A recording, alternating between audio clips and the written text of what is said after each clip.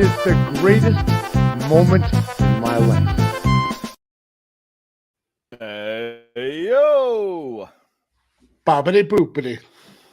Well, I don't know what that is. What was Italian. What was that? That's Italian. Yes. Yes. Because I'm wearing this shirt, yes? Yes. Is that Italian? Is that Italian? Or is that just incredibly racist? It's a little bit of both. You sound like you're going to sell meatball sauce or something. That's racist as well. So Is it? Yeah. Not all Italians eat meatballs. Not all Italians do ragu adverts. Do they not? No. I imagine it's quite a difficult source of employment to get into if they do. Yeah, well, especially now they have hand puppets doing it. Yeah, very true. Very true. They all look a little bit like, is it Giovanni from EastEnders? Bepe's brother? Oh, Do you remember? See, now you're saying they all look alike. Yeah, I don't. No, I'm saying the puppets look like him. I'm not saying all Italians look alike. They look greasy. Well, where did greasy come from? Just I'm reading your thoughts. For the benefit, it's what you imply. For the benefit of everyone listening on the audio version, Magsy's off on one because I'm sat here in my. It's not long arrived actually, last day or two. My 1995 AC Milan replica jersey, which I love. Yeah, I've been looking for one of these. It's very difficult to get this exact jersey in a fat man size. Very difficult. So no, honestly, it really is tricky. For people who aren't listening, bought two, unpicked the seams and just Sharon stitched them both together. To the point where I couldn't get it personalized because I don't do it in all the places that do the retro shirts personalized. Don't go up to my fat bastard girth. So the numbers would have just looked tiny on your back, basically. Yeah, and it's really spread out. So I've had to order the 1995 numbers in that font separately for them to arrive, and then Sharon's going to have a go at putting them on my back. So brilliant. I mean, it's a very nice looking shirt. I like the shirt, and you didn't need to go very Italian racist there, though. I literally said, "Hey yo!" like I open every single show and have done since the sad passing of Scott Hall. And you're the one from who mocked Hispanics to Vince McMahon. See, it's all levels. It's all mockery. For goodness sake, I wasn't the one who did the stupid Italian, Sopranos hand gesture. That was how Peter Griffin mocked Italians, just like, "Hey yo," how Scott Hall mocked Scarface. So. Ipso facto. Scarface was Cuban, wasn't he? Yeah, character Hispanic. Scarface. No, that's not Italian, is it? It's cute. It's literally a different country. You're making a meal out of a meatball now. Oh dear. And on that slightly racist note, good afternoon, good evening, good morning, whenever you may be listening or watching from. This is Chain Wrestling Live with Mags and Sai, an SJP World Media Production, episode 127. I am Sai, and with me as always is the American dream to my wet dream. I mean, I have nightmares and I sweat a lot. That's all it is. Nothing else. The Royal Rumble to my belly grumble, because I'm hungry, Mags. I timed my toasty wrong today, so now I'm hungry when we go live. I haven't planned out that. I am surprised you didn't come onto the screen eating spaghetti. Jesus fucking no. A podcaster who, when 30 men are involved, always enters last and finishes first. The podfather himself, Lord Mags. How are you, my friend? I'm very, very good. Very excitable today. I ran out of crazy pills over the weekend, and I had one. I was back on them today, and they've sent me a little bit like, wow. They sent you a little bit what? Sorry? Wow. That sounded Italian as well, didn't it? That Wario and Waluigi. Wario. I don't know. So that's a bit later in like the gaming timeline, in the Mario timeline for me.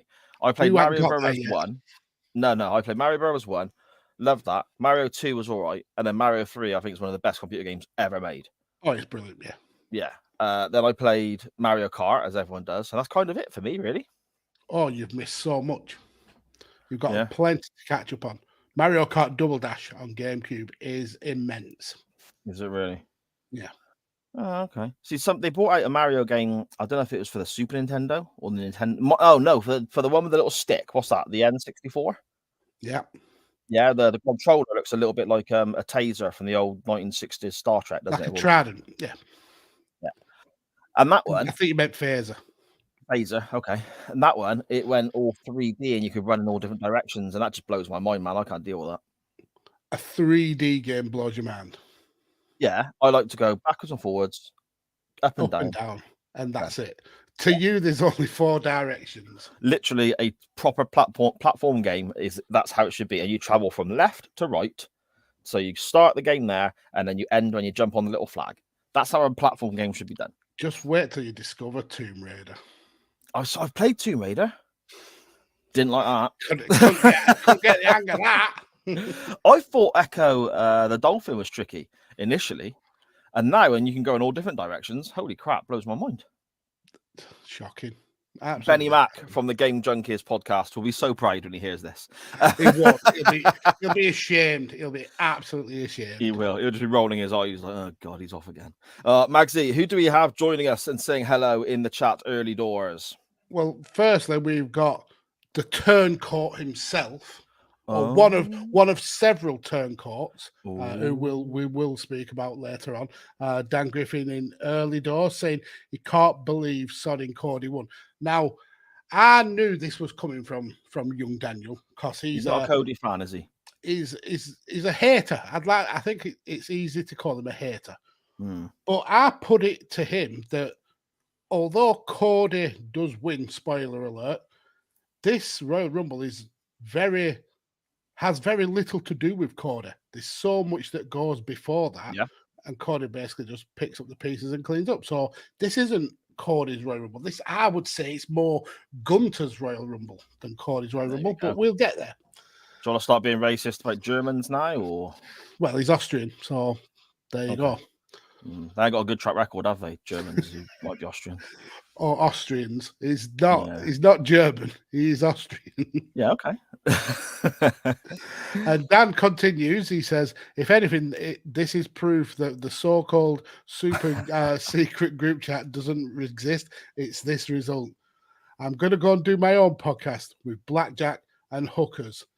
All right, okay, it's with Morty and Fitch, and we will get back to those two heathens as well. Sharon in the chat, it's Monday night. You know what that means.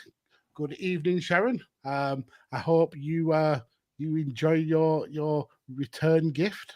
I'm sure yes, we were going to come to this shortly. Okay, and Sharon says it's Mag's Italian. Yeah, exactly.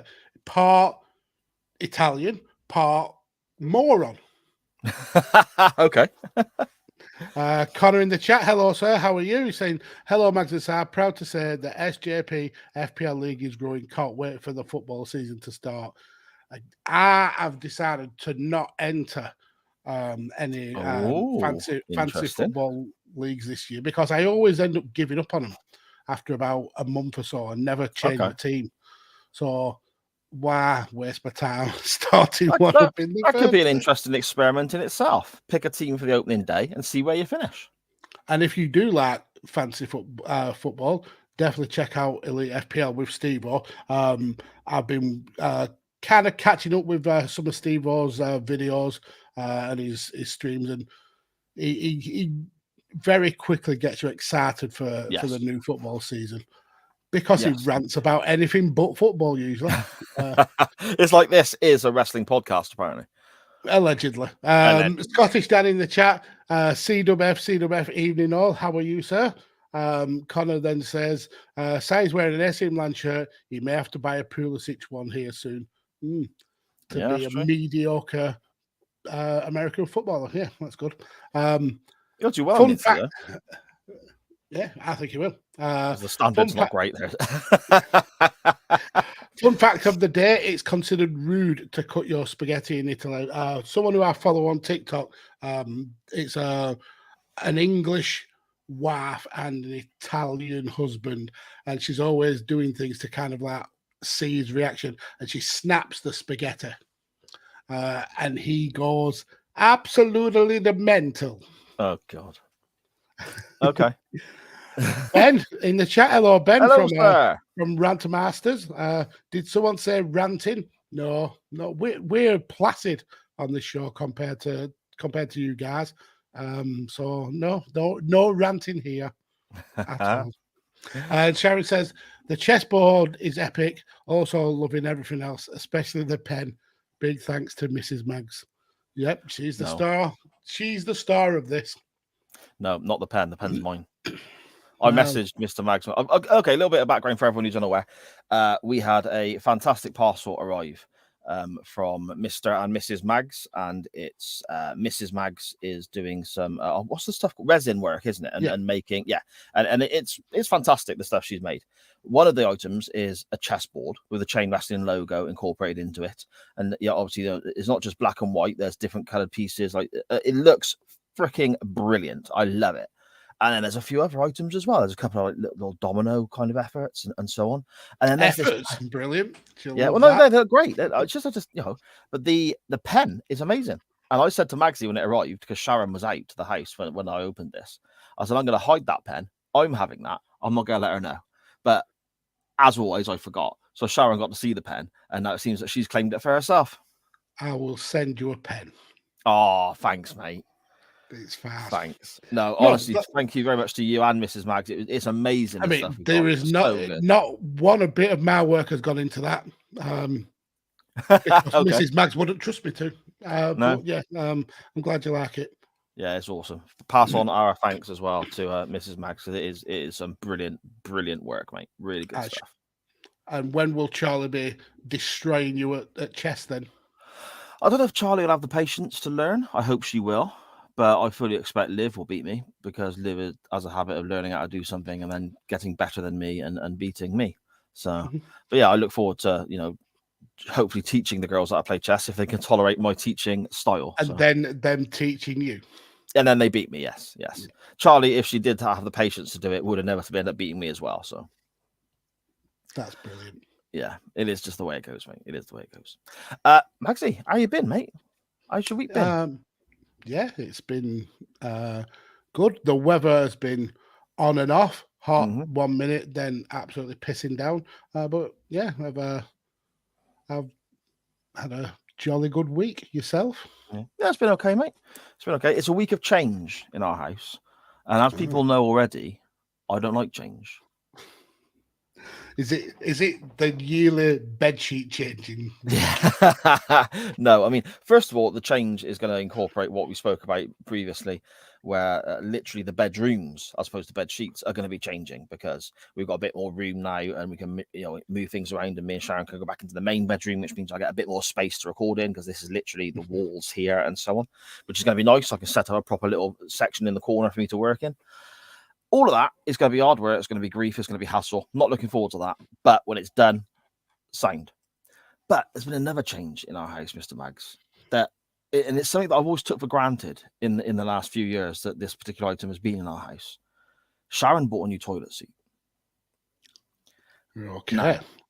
Now, I never noticed that anything about, you just sit on it to crap, don't you? So it is the way it is. Brilliant. But this new toilet seat, whereas, okay, it's it's got sparkles on it, and it's obviously better made and all this, whatever, it's quite a bit thicker. So all of a sudden, I'm pooing from about an inch or two higher up. Like a king. I'll tell you what, shitting like a king, Sharon. It's thrown me. It's so weird. Just that small difference. Is it because your feet don't touch the floor anymore? Yeah. I need one of those little steps. Is it like one of them when the little ones are potty training, and you get like a small kind of toilet seat that fits over the toilet, and they're sat on it, and the little legs are like dangling about. That's it. Have you done a wee? That's what it's like for you, isn't it? That's exactly what it's like, because what Sharon, you can't see here. Well, I can't get down off the toilet. Because that's the thing. What people can't see here on the screen when we're live is obviously I'm just shy of 6 foot tall, but my body is all torso. So from my shoulders 1 foot to my of legs. Yeah, from my shoulders to my hips is 5 foot, and the rest of me. It's very much like if you've ever seen Austin Powers when Austin gets on Mini Me's shoulders and pretends to work in the stars of the legs. Yeah. And then the massive body. Yeah, that's pretty much it, mate. That's pretty much it. I am all torso. Also, hard work wiping his arse with them 2-inch arms. It is just like, Sharon, it's a sloppy one again. Bring the hose pipe. Oh dear. I also sat down a bit quick on the new toilet seat and walloped my bollocks really, really hard the first time I used it. So that was uncomfortable. It's just not wallop your bollocks on your toilet seat. Yeah. I'm surprised you've not said, Sharon, that has to be changed back. Well, I don't even know where the old one's gone. She's obviously binned it, so I can't change it back. So, don't get me wrong, it looks much better. Of course it does, because my wife makes good decisions like that. I mean, ultimately, she married me. A sparkly toilet seat doesn't sound the best. No, I'll take a picture and send it to you, Maxie. It's good toilet seat. I'm good. Or if you do, pre-usage. Pre-usage, yeah? Yeah. Okay. Fair enough, mate. Fair enough. We mentioned Mr. Benny Mac earlier on. Here he is joining us in the chat via Twitch here, saying, why am I dressed like Dennis the Menace? Do you know, that's a good shout. If he turned his head upside down, he'd even have the hairstyle of Dennis the Menace. I probably could do. I could probably do it with my own hair, just spike it up. And then just have Lemmy in the background as Nasher. Yeah, there you go. Didn't Dennis the Menace's stripes go the other way, though? I can't even remember. Yeah. It may have done. Yeah, I think it was more of a hoop shirt, wasn't than a strap shirt. Yeah. So Benny, that was a ridiculous comparison. Benny should be ashamed of that one. Must try harder, mate. This is an AC Milan jersey. Thank you very much. Magsy, but we've got our usual segments to get through this week. A great non-wrestling topic, and a Royal Rumble is our wrestling topic this week, which normally takes a little bit longer for us to cover. So we better crack on before we get into our Hall of Lame entrance for this episode of Chain Wrestling Live. Is there anything else you want to bring up, my friend? There's a couple of things. Firstly, a couple of members of our little community have had very differing times recently, and it's quite convenient that Ben is in the chat, because he's along with yourself is someone who brought one of the situations to my attention. Friend of the show, lovable rogue, and also probably a Brexiteer. Fitch from Morty and Fitch, he's had a bit of a torrid time of it recently. Now, as many of us will know, he's very big in the car detailing and car washing product scene, and he's suffered over the last couple of weeks with some damages and losing some stuff that he was preparing for. Was it Wax Stock, which is kind of like a convention for that scene, and he got really upset about it to the point where he was potentially considering closing his channel. But look at Sap mocking Fitch in his time of need. Oh no, I thought it was going to be a little cop. Ben, the absolute superstar that he is, gathered the community, set up a GoFundMe, and we was able to put a big smile back on Fitch's face, and it just shows how cool our little community is, that when one of us falls, no matter how much we like to incessantly mock them, when one of us falls, we all are there to pick each other up. So I thought that was a really cool thing. And then the second one, I'm actually in two minds whether to mention this one, because he's a turncoat.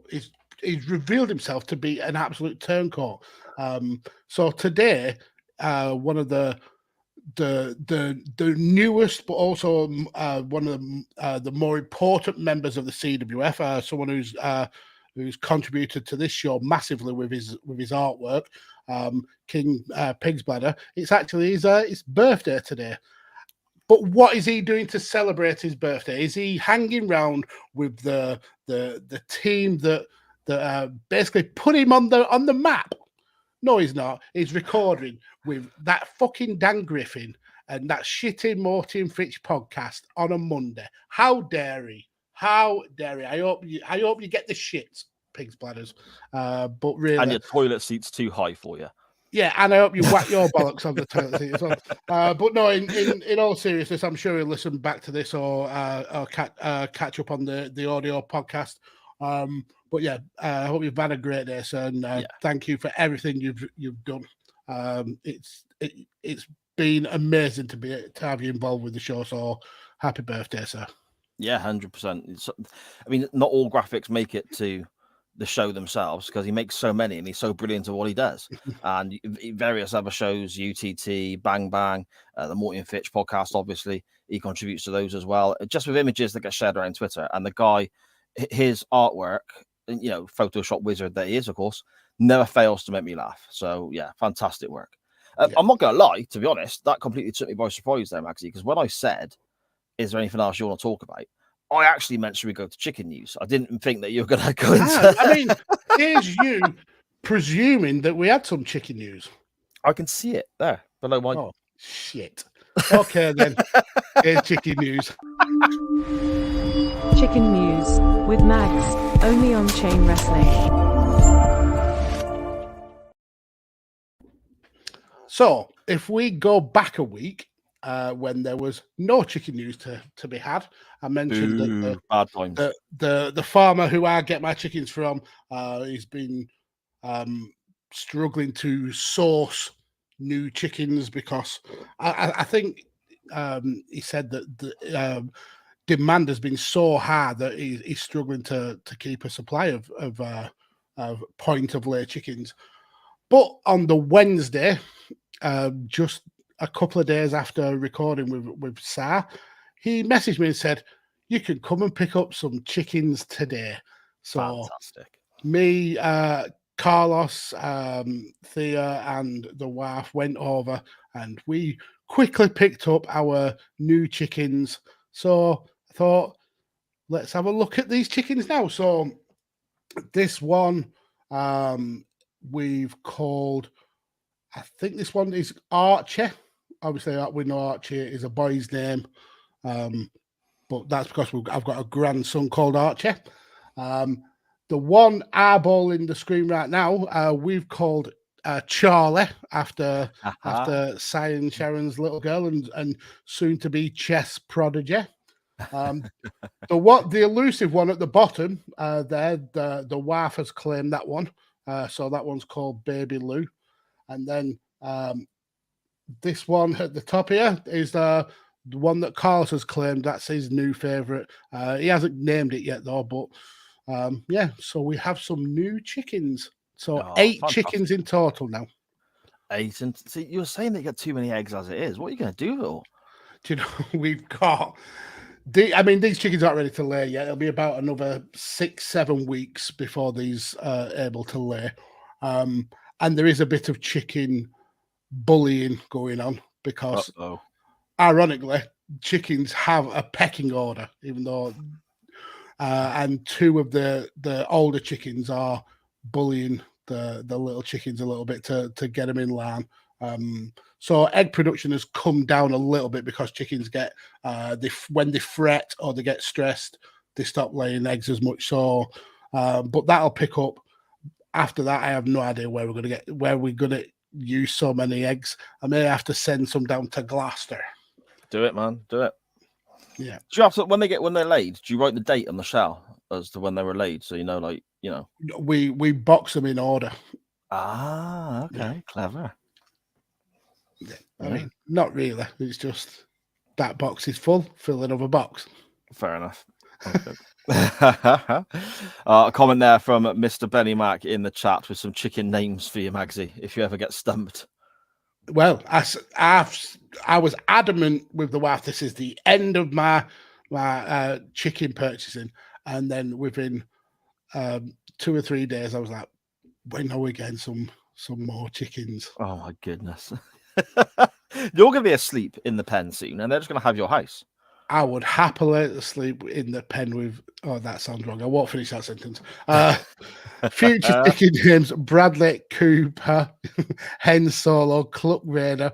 I'm seeing a theme here. There's very Star Wars. Princess Leia, Jabba the Hen, Big Bird. He's gone off track of there a little bit. Hillary Fluff, Dora the Explorer. That one is good. I do. Yeah, Dora the chicken would be amazing. And Sharon says Charlie's doing her homework, but she's just told me she wants an egg from Charlie. When little Charlie lays her first egg, I will take a picture of it. I'll send it you, and then I'll video myself eating the egg sandwich from that baby chicken.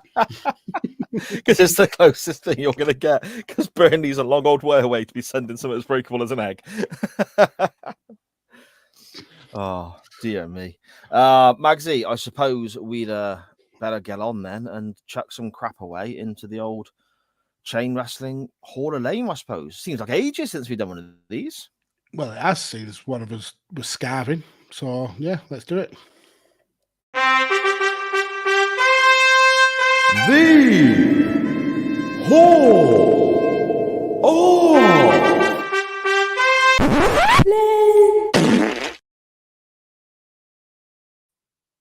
What do you got for us, Mags? Yeah, so some of the darkest times or the darkest moments in wrestling don't involve actually in-ring work. It's what happens in the private life of the wrestlers. I mean, how many wrestlers do we know of who are predators? How many wrestlers have had substance problems, abuse of drugs or alcohol, and even wrestlers who take their own or even other people's lives. Like one of probably the darkest moments in wrestling is the Chris Benoit stuff. What happened with him was absolutely monstrous. But what Chris Benoit did is absolutely nothing compared to a story that came across my lap this last week or so, and I didn't know anything about this story until this week, and it's actually blown me away. Okay. So there was a woman called Juana Barraza, Mexican, and she didn't have the very best of times. I mean, even for Mexican standards, where it's a relatively poor country and children's upbringings can be brutal as it is, she had a particularly brutal one. Raised, and I put that in speech marks, raised by a mum who was a massive alcoholic. She was actually sold by a mum to a guy for basically for prostitution.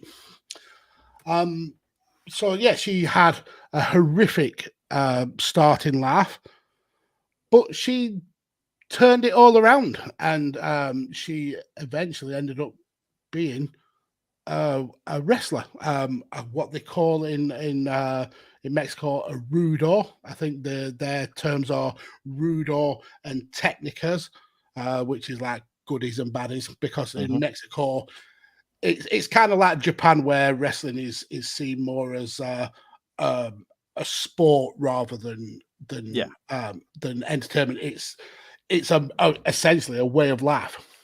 Now, she wasn't a huge star. She didn't work for any of the big companies like CMLL or AAA.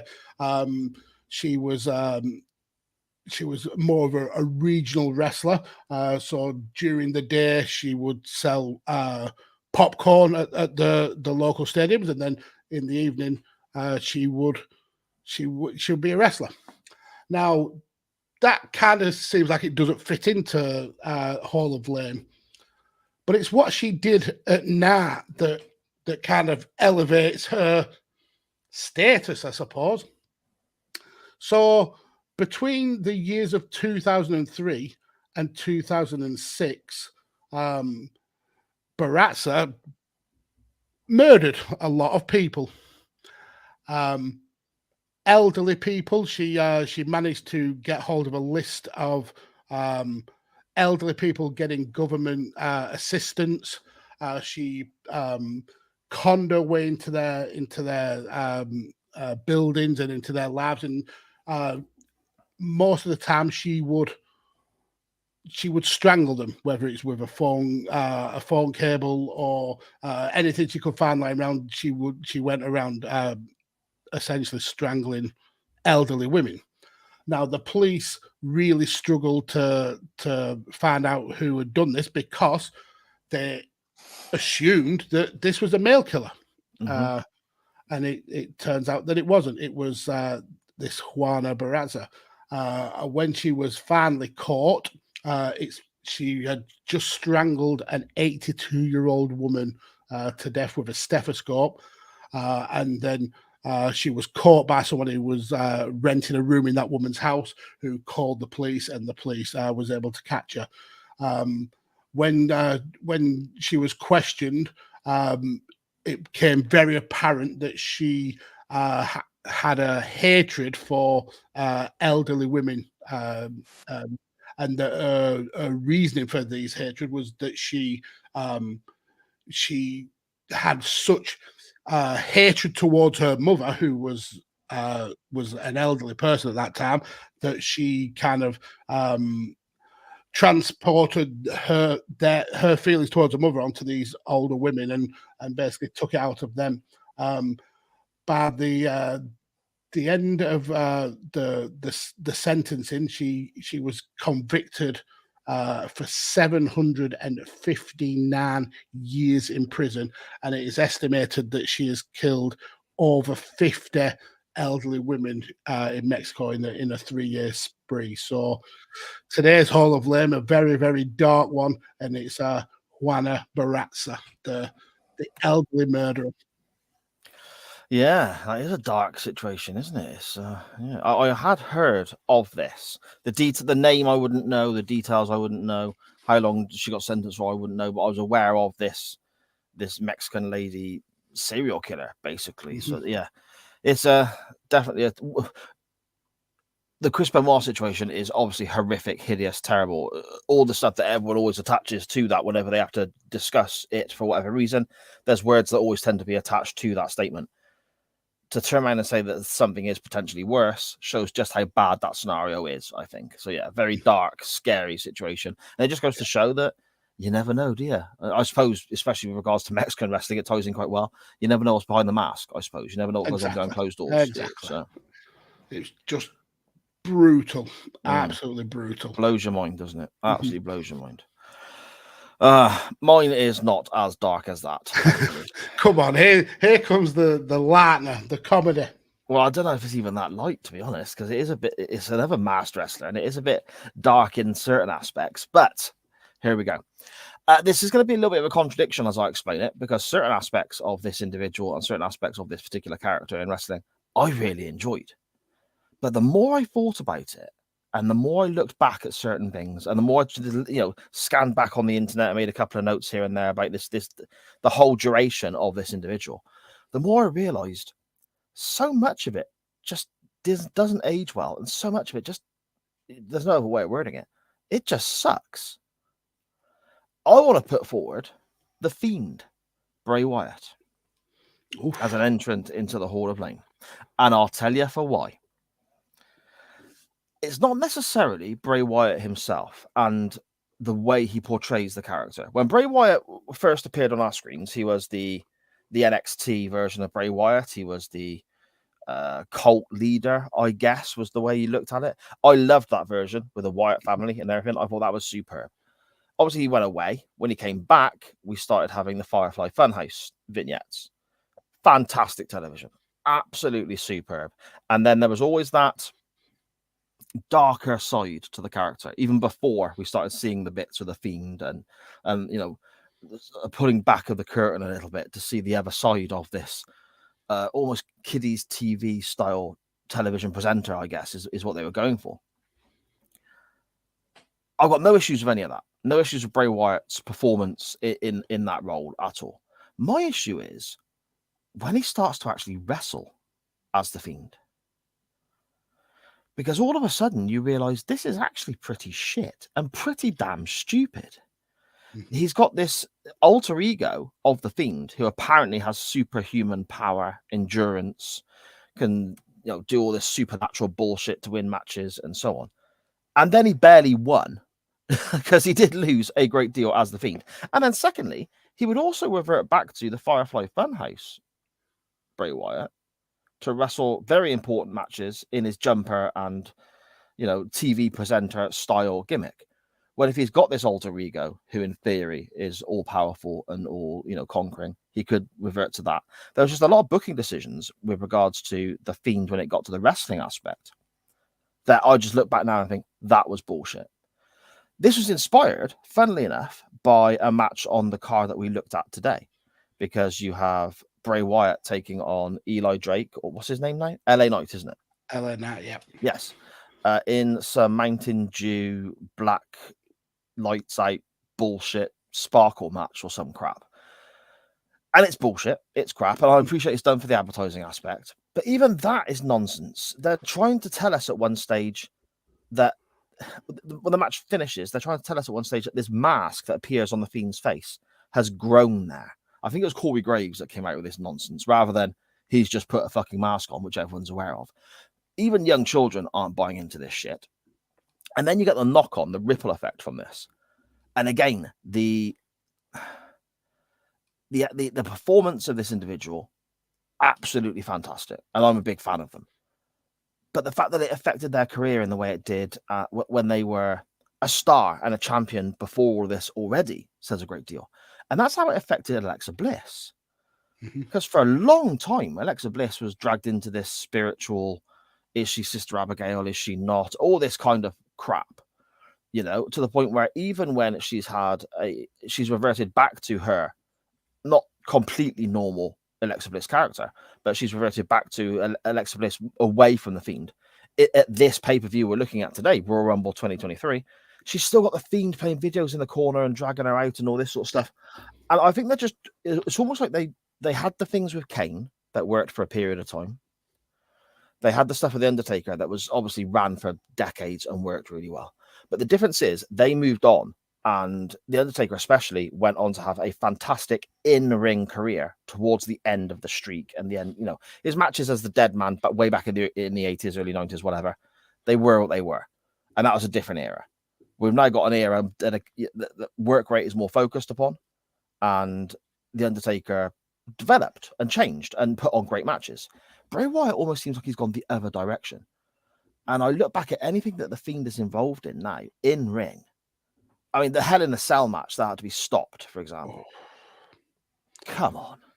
So my entrance into the Hall of Fame this week is, I don't really know how to word it, Magsy.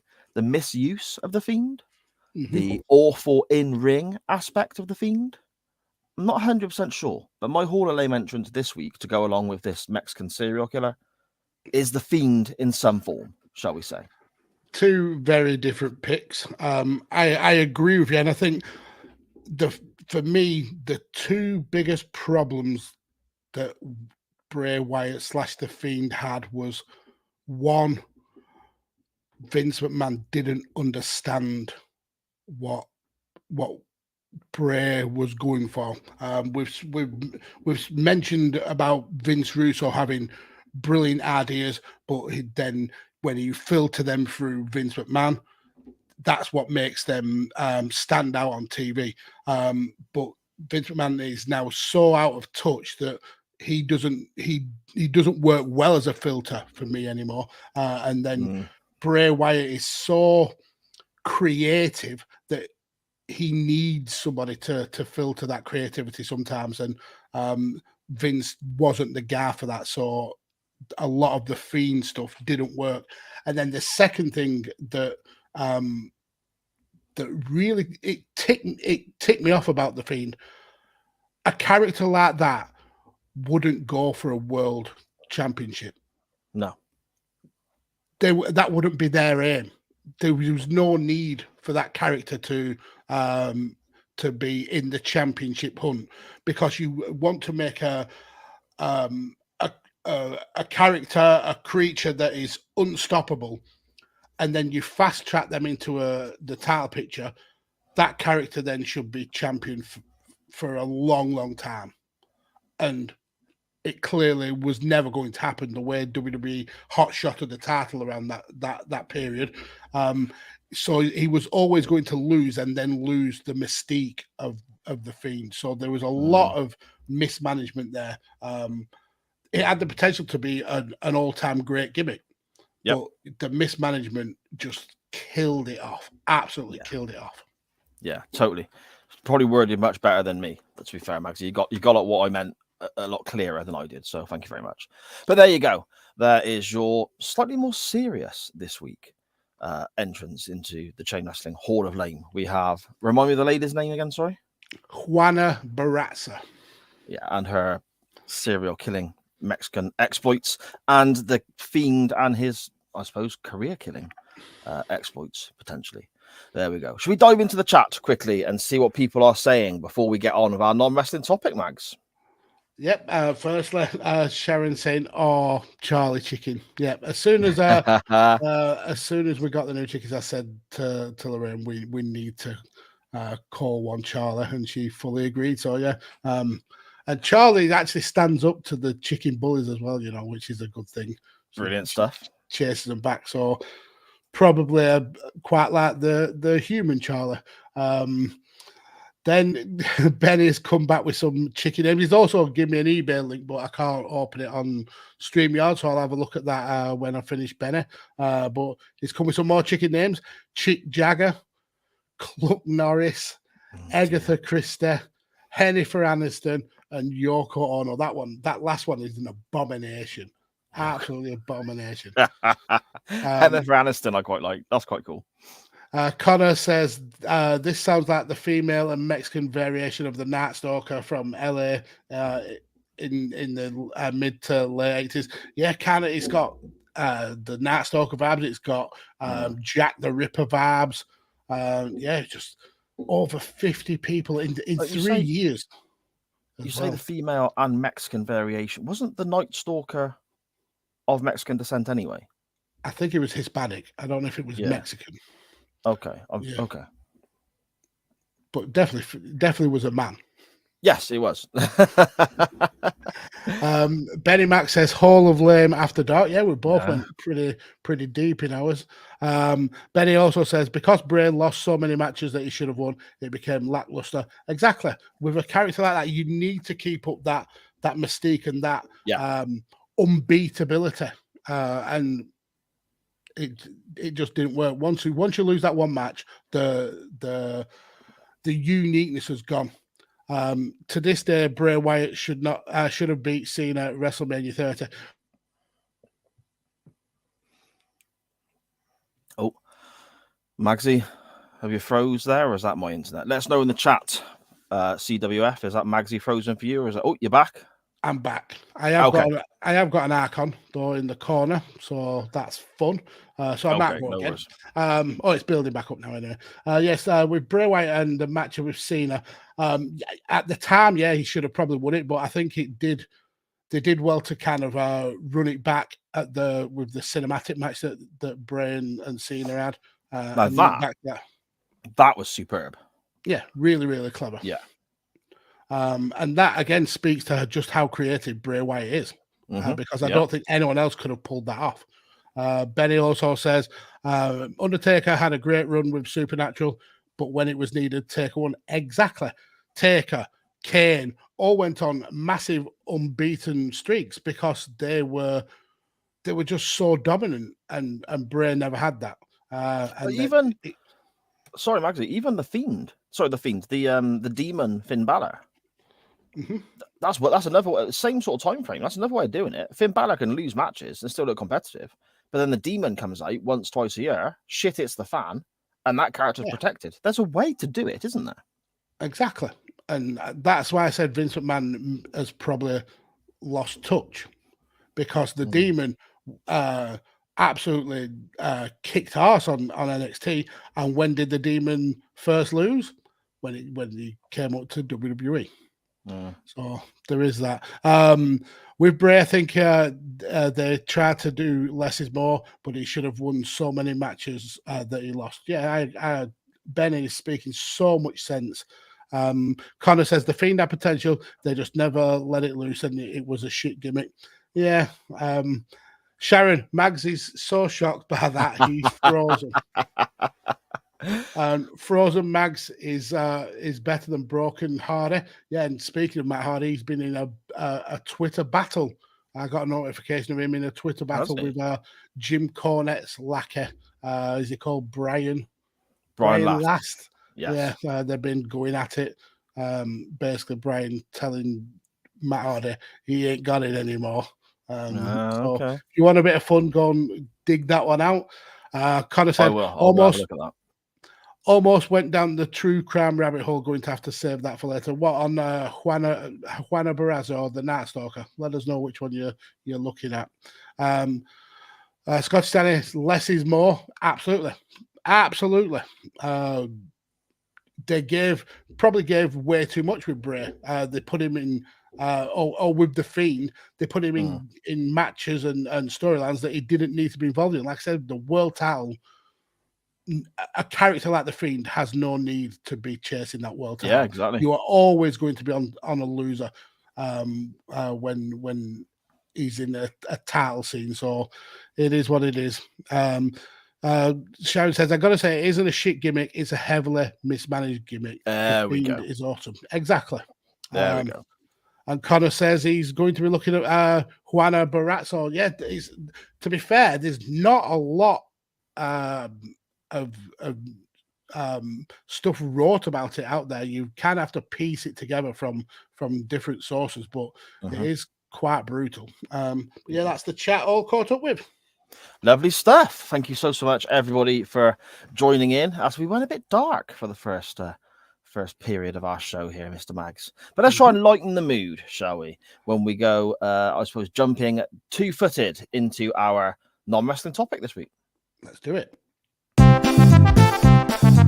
NWT time. Oh, no wrestling talk here.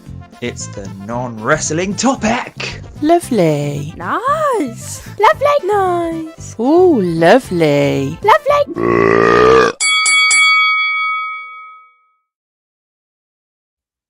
I just noticed that your drink had run out. So is this when you put your order in for a cup of tea from Sharon? I can hear my good lady coming up the stairs right now. Brilliant. And I'll tell you what now. I'll tell you what it is, okay? I'll be straight up. I love this New Milan shirt of mine, but I've not worn a football shirt in a long, long time. Many, many, many years. I forgot how freaking hot, especially these old retro ones are. And I deeply regret my decision to wear this shirt. They were 100% polyester.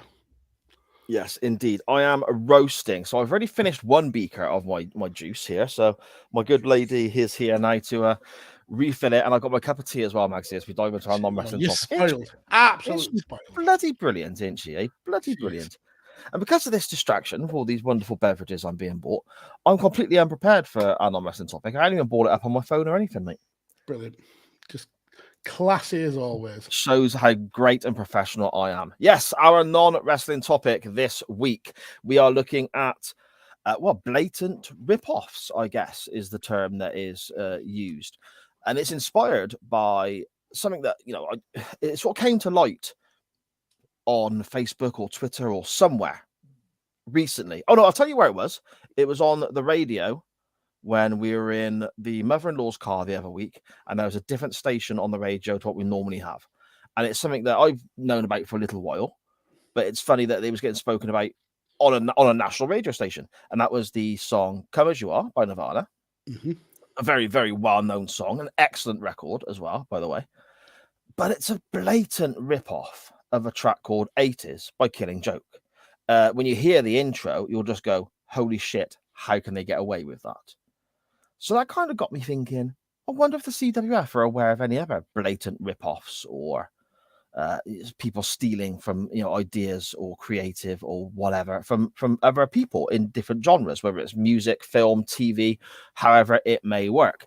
So yeah, that was kind of what we put out, Mr. Mags, wasn't it? It was. Yes, it was. And we got quite a few interesting responses. We did, and some that I'm gonna have to check out, especially when I look at this first one here, and I will go through them in the order they arrived into us, Mr. Mags. And it comes to us from Danny at Scottish Juggalo on Twitter. Danny says he was blown away by the fact that the NWO Wolfpack theme song was a rip-off of Militia Burn. I don't know that.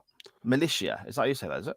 Militia, yeah. Militia Burn. Okay, now I'm not aware of who that is, but I've never heard that. I mean, if I know the NWO Wolfpack song, so yes, I would assume if I heard Burn, it would sound a little bit like that. But yeah, the Wolfpack tune I love as well. I find that very unique. So the fact that it might be took from somewhere else interests me.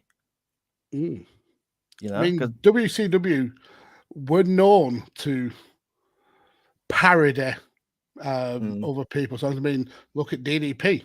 Yeah. My favorite is that was pretty blatant. Oh yeah, that was another Nirvana track, wasn't it? Smells Like Teen Spirit that they ripped off there. My favorite is the Sid Vicious one in the later years of WCW, and it's just a rip off of a Scorpions track. But like a blatant rip off of a Scorpions track. They had absolutely no shame. No, it's brilliant. And Jimmy Hart apparently wrote, and I use air quotes for that. Jimmy Hart wrote most of those. Apparently, when I say wrote, he just changed the tempo and a bass note here or there. But no, great shout, Danny. We'll definitely go and check that out. Connor Knows Soccer at Connor Knows Footy on Twitter. He says British Gladiators copied the American Gladiators. I'm not sure about that because it's a program of, wasn't it made by the same production company? So yeah, I mean, a lot of those kind of programs are when they're a hit in one country, the production company either licenses it out or they go and make another version of it all over the world. So it all depends which one came first. I would assume American Gladiators came first. Yes, it did. Yes, definitely. Yeah, and also the American Office copied the British Office, only less drama and more comedy. And less good. And less good. We said about this a few times before, haven't we? The first series of the American Office is literally just a copy of the scripts, of the English Office, of the British Office, and because Merchant and Ricky Gervais were producers on it, and they sold the rights and sold certain rights, and they made a lot of money out of it anyway, one way or another, and also had a hand in how it was produced and so on. So that's always going to happen, I guess. Benny in the chat there, what's he saying? Americans copied Rounders and called it baseball. Wow, that's brilliant. Okie doke. Ja at Yalmore Right on Twitter. Do you remember when I used to struggle to say that? Yeah, just that very second then when you said it. No, I said it right then, didn't I? Yalmore Right. That's how you say that, isn't it? You do sound like you're halfway through a stroke by saying, yeah, I'm all right. And then... Well, I'm trying to do it by the way it's spelled. R-O-I-T, right? That's how that's spelled. Yeah, isn't it? It's spelled as somebody from the Black Country would speak it. Well, there you go then. So I sound correct. Thank you very much. Well, if there's one thing I would never say you sound, it is correct. Brilliant. Thank you very much. They say, love the Rakes, but very much like Joy Division. Don't blame them though. Fair enough. I'm not familiar with the Rakes. Joy Division I like a lot. Yeah, a bit depressive for me. Yeah. But I don't mind some of their tracks. Love Will Tear Us Apart is one of theirs, I think, isn't it? Yeah. Yeah. When they sing that at Old Trafford about they used to sing about Ryan Giggs, didn't they? Did they? What, Love Will Tear Us Apart? Giggs will tear you apart again. Yeah. And then ironically, when Giggs moved on, they started singing it about Fred, which is totally different ballgame there. But yeah, Jar makes a good point about there's a lot of bands that try and emulate other bands and end up being like a Wish version of that band. So yeah, in music it happens so much, it's unreal. Oh yeah, and you end up having these supposed movements, don't you? I guess. I mean, the big one that stands out. Well, there's a few of them, I suppose. A big one that's a couple in the 80s, for example, the thrash movement of the early to mid 80s. You had what they call the Big Four in Metallica, Anthrax, Slayer, and Megadeth. But you had a couple of bands before that as well, obviously, that had that similar sort of sound. But then you had thousands afterwards who never quite did it exactly this. And on the other side of the country, you had the hair metal movement in LA and all that sort of stuff. And the glammy side of things there. So you had the likes of Crew, Cinderella, and Poison. But for every Poison, you had a white lion or something. It's just that it becomes so saturated, Maxie, doesn't it? I suppose. Yeah, I think that you could say that about every kind of genre of music when it explodes and becomes that new big thing in music. All of a sudden, there's thousands of bands doing it. We had it with grunge. So many grunge bands. We had it with Britpop and indie. For every Oasis, there was a million Shed Sevens or Casts or Embracers. So yeah, music is so ripe for blatantly ripping off other artists. Yeah, there we go. We come to the part of the week where we hear from our good friend Steve-O at Total Steve-O on Twitter. And he says, immediately, what springs to mind is Seth Rollins' original song is a rip-off, more specifically the breakdown, to an After the Burial song called Berserker. The original Rollins track was by the same group that did Cody Rhodes' music. Is it Downstate they're called? Yeah, Downstate. Yeah. Because the original Rollins track actually did have lyrics to it. They just took them off and used that and all that sort of stuff, Okay. So Downstate stole it from naughty from After the Burial. Then how dare they? How very dare them. Steve-O continues. In the bill, there's been many stories similar to one another. Suppose like any long-running TV show. I've said before, there's one series that focused predominantly on house robberies and abductions.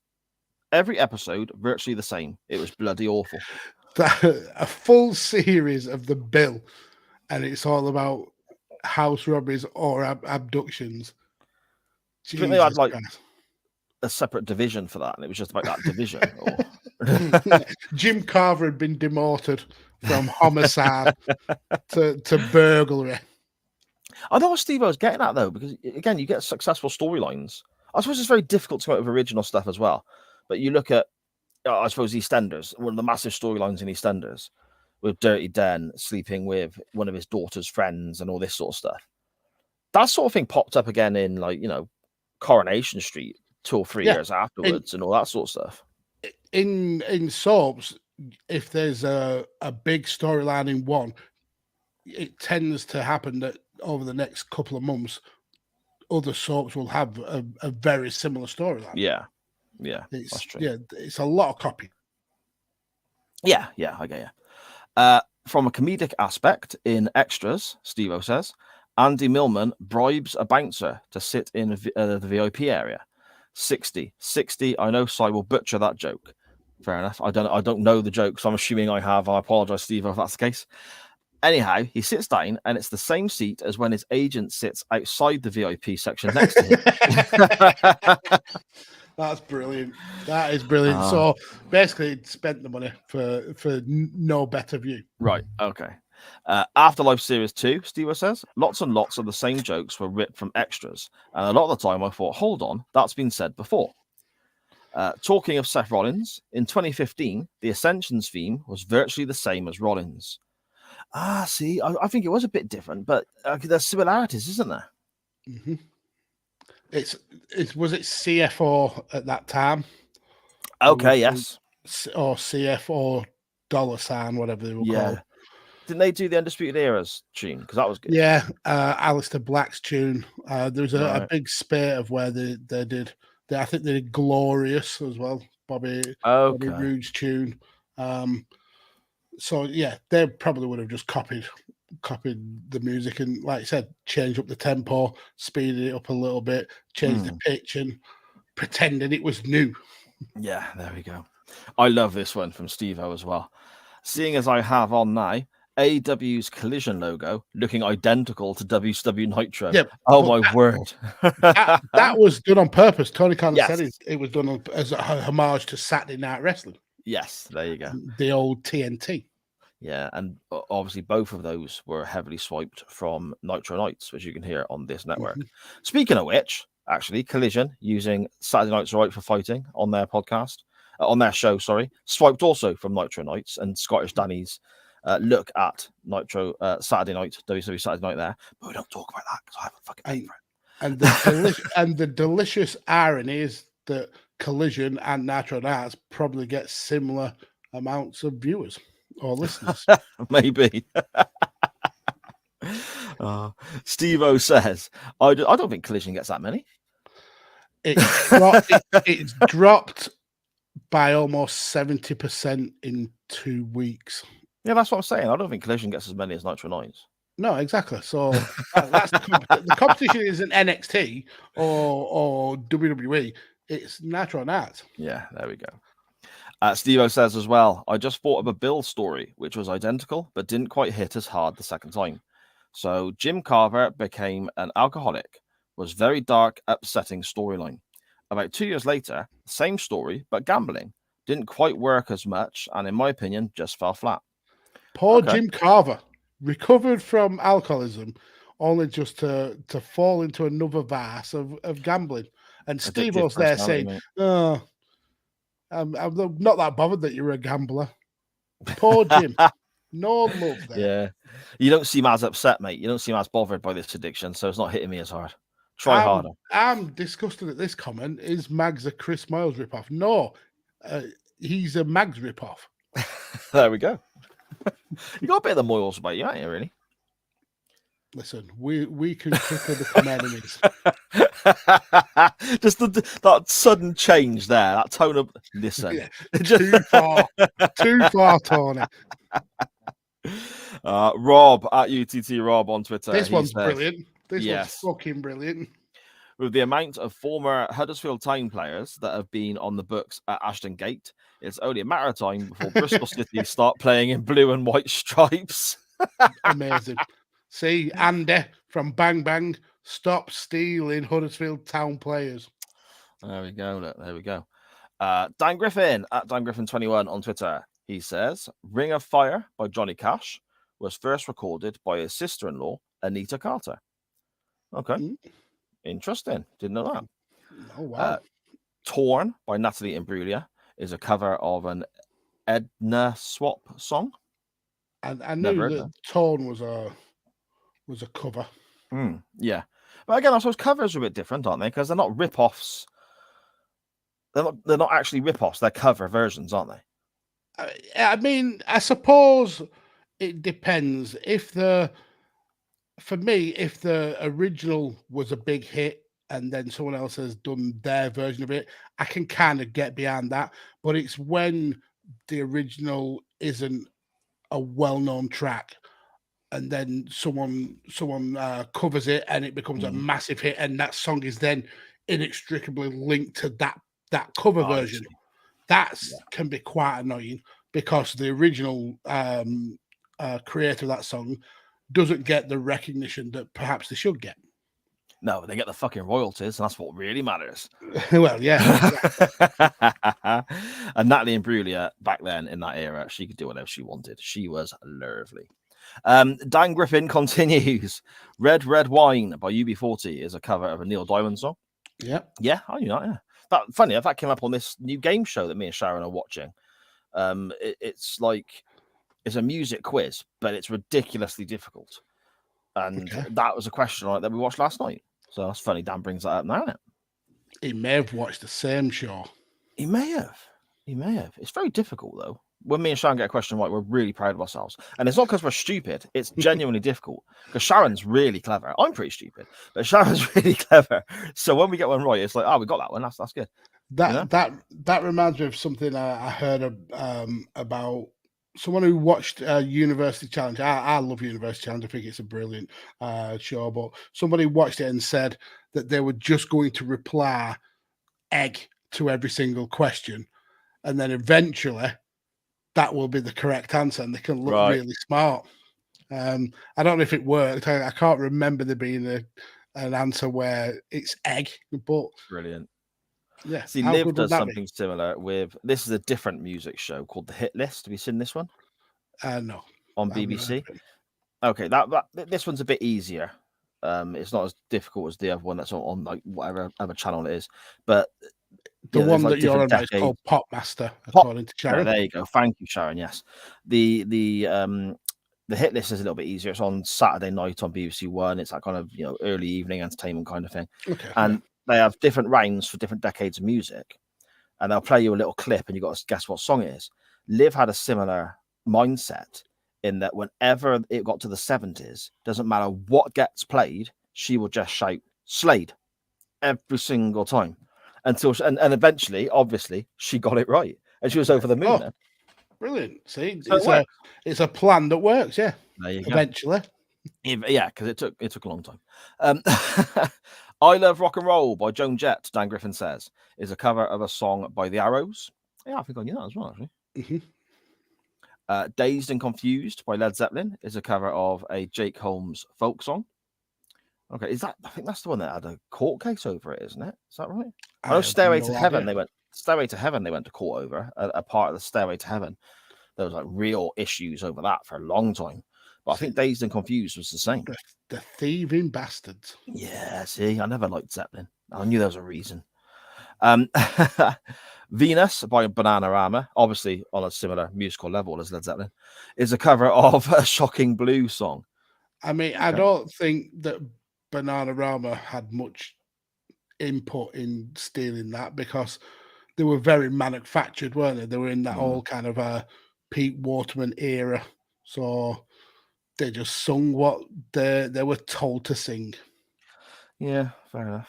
Didn't they? Was Shakespeare's Sister? Two of them were in Bananarama. Is that correct? What? Marcella Detroit was in Bananarama? Or am I thinking of a different band? I think Shakespeare. I think didn't two of the girls from Bananarama go on to be in Shakespeare's Sister? I don't think so. I think that might be wrong. Marcella Detroit, the singer from Shakespeare's Sister, I don't think she was in Bananarama. No. What am I thinking of then? A different girls' band? Perhaps. Slade. Yeah, that's it. Noddy Holder was one of Bananarama. Can you imagine with those teeth? I'm your Venus. I'm your fire. Sharon said one of Bananarama was in Shakespeare's Sister. Oh, okay. Right. Well, there you go. I was half right. Yeah, half right, but also half wrong. Yeah, there we go. I'll take that, mate. I'll take that. Cam at Cam Griffin 92 on Twitter. He says, ultimate rip-off copy has to be Lidl or Aldi. This is brilliant. I'm all for them. I remember this story. It was. I had to ask because I didn't, but then he mentioned it, and I was like, I do remember. Cam says the Colin the Caterpillar saga last year was brilliant, and he explains this as being Marks and Spencer's taking Aldi to court over their version of Colin the Caterpillar. Mm-hmm. More the social media posts and subsequent ones from Aldi that were great. Lawsuit got settled out of court, he believes, and both still sell their versions. Yes, was there the sales of I can't remember what the M&S one was called, but they were essentially the same. Most supermarkets have a Caterpillar / little creepy crawly cake because kids are fucking idiots and anything with a face and they want to buy it, don't they? But yeah, M&S did take Aldi to court, but the social media stuff was brilliant by Aldi. Really kind of like got the public on their side. But the irony is that both versions sold like absolute gangbusters. So right, okay. So it ended up working for both companies, and I think that's probably the main reason why they ended up settling out of court. But yeah, you can still get Colin the Caterpillar, and I don't know if theirs was called Clad. It might have been called Clad, Clad the Caterpillar. But yeah, but it Colin literally looked like and what you would expect an Aldi version of something, of another supermarket's product to look like. Amazing. Just a cheaper version, yeah. Their stuff's great though. Is it Sharon in the chat will know? Is it their Pepsi Max that we buy the girls? And like their Professor Peppy they do, which is Professor Pepper, which is their version of Dr. Pepper. Dr. Pepper, yeah. But it tastes exactly the same. It is, and I know people go, "Oh yeah, the cheaper versions aren't quite right." It is exactly the sodding same. Yeah, and don't they do like instead of Monster Munch, they call Monster Claws. Monster Munch and Monster Claw, stuff like that, yeah. Yeah, brilliant stuff. And like Mars, but their copies of Mars bars are called like Tartan or something like that. Yeah, that's it. Yeah. And they're just as good, mate. They're just as good. That's all I've got. They're the same factories. That's it. They're just wrapped up different, aren't they? That's what it comes down to. Exactly. That's it off Twitter. Well, actually, no, it's not, because we've just been told in the chat by Benny Mac he's sent us an image on. Yeah, well, he would have done, but mine doesn't refresh because Twitter hates people who don't hang around on it anymore. So you'll probably have to see that. Yeah, if you click refresh, we'll just get all the porn you come up to, search for and stuff. I mean, and you don't want to see that. Exactly. I mean, one of the topics that was that on my screen that was trending apparently is OnlyFans in the UK. Brilliant. I can bring the image up on the screen here. You do that, sir. We have from In the Corner, which is Mr. Benny Mac. It's the cover from, I believe it's The Wall by Pink Floyd, and the LGBT logo flag emblem there. Asking if it's a rip-off. Benny being very political there. Yeah, I'm pretty certain Pink Floyd don't own the rights to the fucking rainbow. Yeah, that's not how things work. I mean, to change subject very, very quickly, Benny says, "What do you know about pop star? You like cream soda, you delinquent." I like cream soda. And what? Cream soda's a grown-up pop for grown-up people. It's not. It's absolutely for children. It's good though. It's good. Have you got any that spring to mind, Magsy? In terms of copies and homages and rip-offs, do you remember the well, you probably won't, but people in the chat may do. I won't. There was a song fairly recently called Harlem Shake, and it was by a DJ called Bauer. Now he's on TikTok a lot, and what his kind of like his content is about is he looks at songs in like popular songs or big hits, and he breaks down all the samples in those songs. And he, not in a way to like disparage the artist, but more as how impressive that it is that they can take a tiny sample of one song and make that the main thing in their song. And he's done a whole kind of series on huge songs, like songs from Fatboy Slim, from rock bands like Nirvana, for instance. And he's worked out where those samples come from, and he plays you the original and then plays you the sample in the new song. And it's really interesting just how much music is recycled, and things that you think are fresh and new inspired or sample stuff from a long time ago. It's quite mind-blowing. So if you ever have a few minutes on TikTok, definitely go and search out Bauer and just have a watch. I know that will definitely be down your streets. I've been a music aficionado, but yeah, just music in general. It's forever been a genre where things are copied off people. I mean, things like songs like "Achy Breaky Heart," I believe, was a copy. Now you listen to that from Billy Ray Cyrus and you think, I've never heard this before, but yeah, that was. I think it was taken from a band called the Marcy Brothers. So yeah, just music in general is just, it's like a circle, like a constantly revolving circle of stealing music So yeah, if you want any examples of homages or rip-offs, just chuck a dart at your record collection and you'll find one. Yeah, definitely. I mean, the most famous one to me that springs to mind now is the Verve Bittersweet Symphony. Isn't there a bit of that? That absolutely grinds me of what actually happened with that one. It's a tiny little piece, isn't it? That's from a Rolling Stones track. No, it's not even. It's not from it's from a cover of a Rolling Stones track that was done by an orchestra, and they took that bit to be like the hook of their song, and Mick Jagger and Keith Richards. It wasn't them in particular. It was their record company, who also was the record company of the orchestra. They basically took the royalties, 100% of the royalties. So the Verve made zero money off absolutely everything. And it was actually a few years ago that Keith and Mick, who basically own the rights to the music of the Rolling Stones, they've give back the rights and the royalties to the guys of the Verve. So that has actually got that's got a bit of a happy ending now. But yeah, that was essentially a cover of another song, and the original artist basically claimed it. Oh, okay.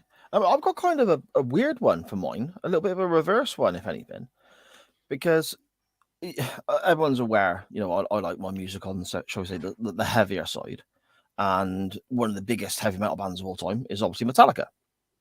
Now, Metallica's original lineup, when they were playing the clubs and recording demos and touring along the one coastline specifically of the United States, just before they had their big breakthrough, it was Hetfield on guitar and singing, Lars Ulrich on drums, and Hulk Hogan on bass. Hulk Hogan on bass, of course, that he was on bass.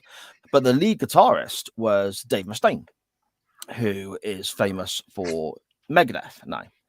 And when they arrived out, but they basically all loaded their gear up into a bus and trekked across the country to start touring on the other side of the States. When they arrived there, they kicked him out because they'd already had another guitarist lined up when they got there. Yeah, and that's it. He Dave Mustaine had written a great deal of the guitar parts for Metallica, what became Metallica's first album, Kill 'Em All, which was released in 83 or 84, I think it was. So they were they were recorded and released by the new guitar player in Metallica, and Metallica claimed them as their own. However, when Megadeth were formed by Dave Mustaine after he was kicked out of Metallica, and he released Killing Is My Business, which is the first Megadeth album, a year later, all those same guitar parts are in that album because he wrote them and they're his guitar parts. And so even though they could do about it. Exactly. So even though it came out a year after what people might deem as the original bits, because it's not whole songs, it's just guitar licks, guitar parts, and so on. It was almost like the reverse of this because he wrote them and the band took them and he then used them for his first album with Megadeth and so on. So it's kind of a weird back twisty kind of scenario. That is badass pettiness. Oh yeah, Dave Mustaine's insanely petty about getting kicked out of Metallica. But the moral of the story is obviously if you're in a big band and you're about to be successful, don't take fucking heroin. There we go. Maybe exactly. Sharon in the chat as Paul, considering the amount of dupe products I sell, I'll keep myself to myself over here. And by that, I mean bath bombs, not dodgy handbags. That's actually reminded me of one that's not related to entertainment in any way, shape, or form. So, Lorraine and I holiday in Turkey quite regularly. And one thing in Turkey that they're very lenient on is copyright. Now, in all of the massive holiday resorts in Turkey, you will find lots of shops on the main roads that sell copy goods. and not just handbags, not just perfumes, but football shirts, trainers, anything that has a brand name, you can get a copy of in Turkey. And even the names of the business are copied. There is plenty of shops called eBay, plenty of shops called Google, Selfridges, Harrods, Tesco. Hang on, you said Selfridges then. In my head, I got Selfridges, and it's just white goods. I mean, it would not surprise me if they had like dodgy fridges that you could sell. I mean, me and Lorraine once went in a shop where they had copy football boots. I mean, of all the things to copy, a pair of football boots, but they had them. And interestingly, a lot of the times they'll have copies of things that have only just come out or not even available yet. So we went one year when the Adidas Yeezys were just becoming a big popular thing, and the shops had thousands and thousands of pairs in all different colors of Yeezys. They love their copying in Turkey, and it's dirt cheap as well. It's like 10 to 20 euros for something that's copying a pair of shoes that would have been 500 quid. I mean, is it good quality though, or is it shit? I mean, because I'll give you a shopping list next time you go. The wife got a Michael's Kors bag from there, and I think it cost 15 euros, which probably worked out. 15 lira, which probably worked out to about 6 quid at the time. Right.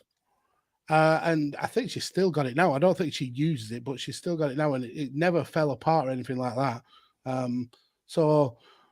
And the football shirts look exactly like the football shirts that they're meant to look like. Okay. If you were to focus on them and really kind of look at the detail, you'd probably find differences. But if you were just to wear them or carry them or whatever, people wouldn't know the difference, I don't think. Fantastic. Yeah. Okay. I'll send you over some money then, Mags. That's the kids' Christmases sorted for the next 12 months, or you'll see Sa in about 2 or 3 weeks wearing a Rolex watch that he's got for like 8 quid. Or it'll say Polex on it or something. No, it says Rolex. It will say Rolex. And it's got 13 hours in the day, yeah. Well, yeah. Or the second hand doesn't quite go around. Yeah. Fair enough, mate. Fair enough. Oh, there we go. Thank you so much, everybody, for your non-wrestling topic shouts and messages to the show, tweets to the show, etc. As always, the show doesn't exist without your good selves. But Magsy, I suppose, unless we want to have a quick scan through the chat one last time, we better talk a bit of wrestling, hadn't we? I mean, we can, but there's still some to go through the chat. Benny Mac says, if you remember, Sa had T-shirts taken down because the Scone Wars look like similar to Star Wars. So Pink Floyd should sue. Sue who, though? Who would you sue? Pride? That's not going to go down well in the sticks. Yeah, Pink Floyd will get cancelled. Also, Benny, when you say your Scone Wars T-shirt looked similar to Star Wars, I would raise that a little bit and say it looked the fucking same as Star Wars. I mean, but I loved it. I loved the shirts.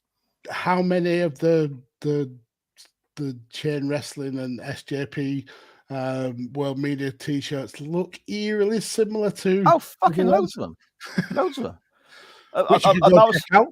There was this whole selling point of a couple of the shirts on the site. Buy these quick; they're going to get took down. Yeah. Benny also says the chocolate bars at Aldi's Tartan is Mars, which absolutely makes sense, and then Racer is Snickers.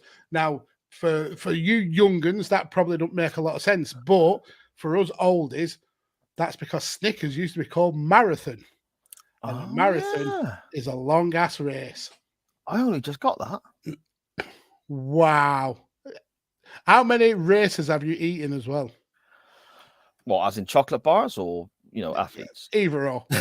Well, one athlete about 87 chocolate bars. But Benny also says Ray Bans in Turkey, Ray Bonds. Jesus Christ. My mum, Sharon says, my mum came back from Greece with a YSL bag. I mean, that's right, isn't it? YSL, Yves Saint Laurent. Yeah, but she's put it in quotation marks, obviously, as so if it's it's a fake not one. real. Yeah, but I wonder, with the rolling eyes emoji she's attached to that message, I wonder if my mother-in-law thought it was real. I'm not sure. Sharon, let us know. I bought a real bag for like €14, Sharon. Honestly, it's amazing over there in Greece. Benny Matt says Chan is one as well. They copy loads, cars especially. Yeah, there's a cars. So there's a YouTube channel called Donut, and they focus on cars and motoring. And they did a list of Chinese copies cars. So there's copies of Range Rovers, Bentleys, McLarens, Koenigseggs.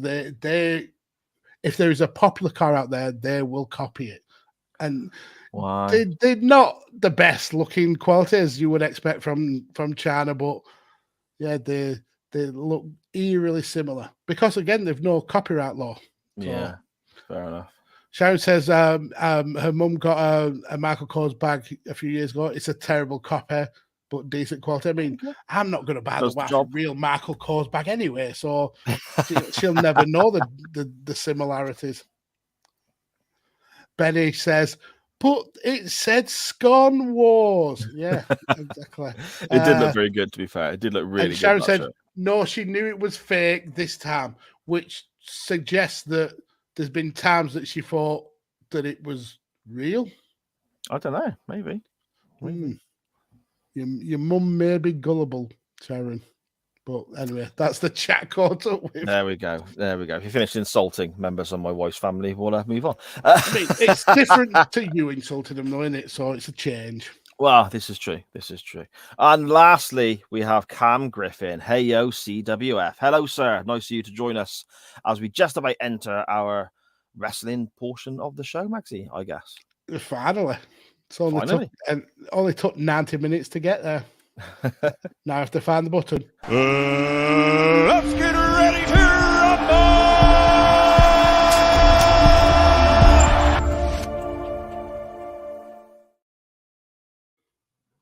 Lovely bit of Vimto. That the voice. I love Vimto, Mags. Yeah, Lorraine loves Vimto. I'm not a massive fan of it. I find it too sweet. Oh, okay. Yeah. But anyway, why don't you try putting a bit of Vimto in your cream soda? No, you can't do that. You got to put lemonade in squash, and then just use less squash, and then that's banging. Okay. Mm-hmm. I mean, cream orange soda, and lemonade.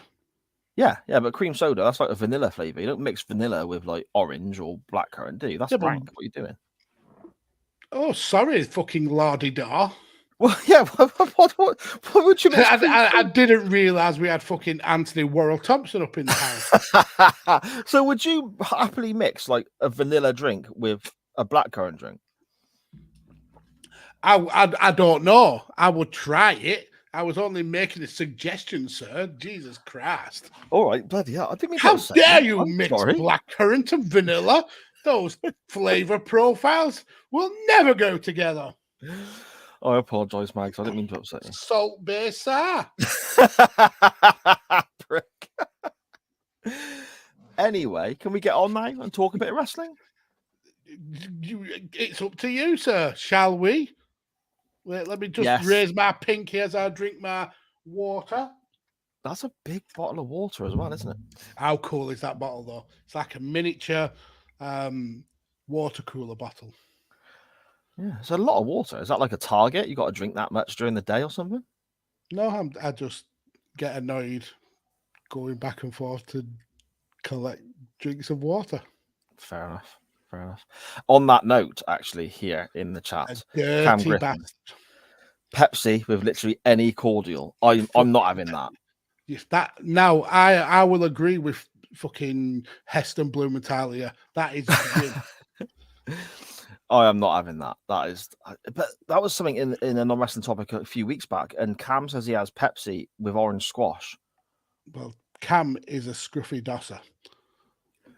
Thanks for joining us, though, Cam. Yeah. We always appreciate your input, sir.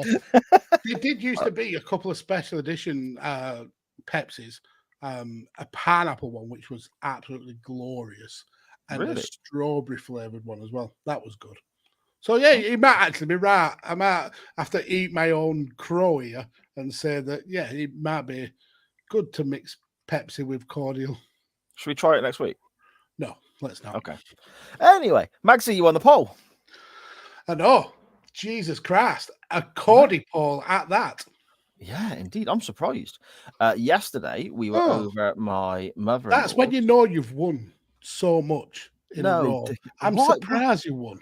What is this? You're very unpopular, aren't you, Mags? What is it? Literally, we said, let's talk a bit of wrestling now. You played our little jingle, and your attitude has just changed. Is it gone past your bedtime now? So it rattled you? Mate. I have to build up a tolerance to the meds again. Yeah. I've gone, wow. Because you turned into a really grumpy prick. How do you not know that was me all along? Maybe. What I meant was I was surprised because it's a match from this year and Cody's in it.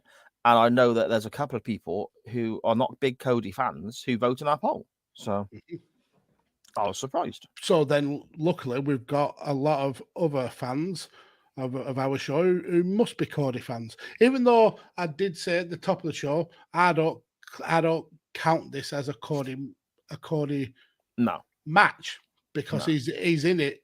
He comes in literally last, and he's in it for such a short time. This for me it makes Gunter the absolute star. Yeah, without a doubt. And speaking of that, well, I suppose Magsy's option on the poll won Royal Rumble from this year, 2023, in the Alamo Dome in Texas, San Antonio. Yeah, the home of Shawn Michaels, mate, where he won the world title in 1997. Good times. Didn't he also win the Rumble as well in the Alamo? No, he won it. He won the world title in 97 at the Royal Rumble. Okay. But he wasn't in the Rumble. He won the Rumble in 95 and 96, and they were in Connecticut, and I can't remember the other one. That's going to bug me now. I'm sure you'll check Wikipedia. I'll remember at 3 o'clock in the morning, just suddenly wake up and go, Sharon, it was in. Anyway, Gunther starts the match. He is number 1, and he is up against Sheamus, who is number 2. Now, first of all, Magsy, this is in a massive dome. It's a huge venue. It's ginormous. Yeah. What are your thoughts when it comes to not a pay-per-view in general, but a Royal Rumble with regards to the length of the entranceway? Now, there is shows, especially when they have it in Madison Square Gardens, where the entranceway is incredibly short.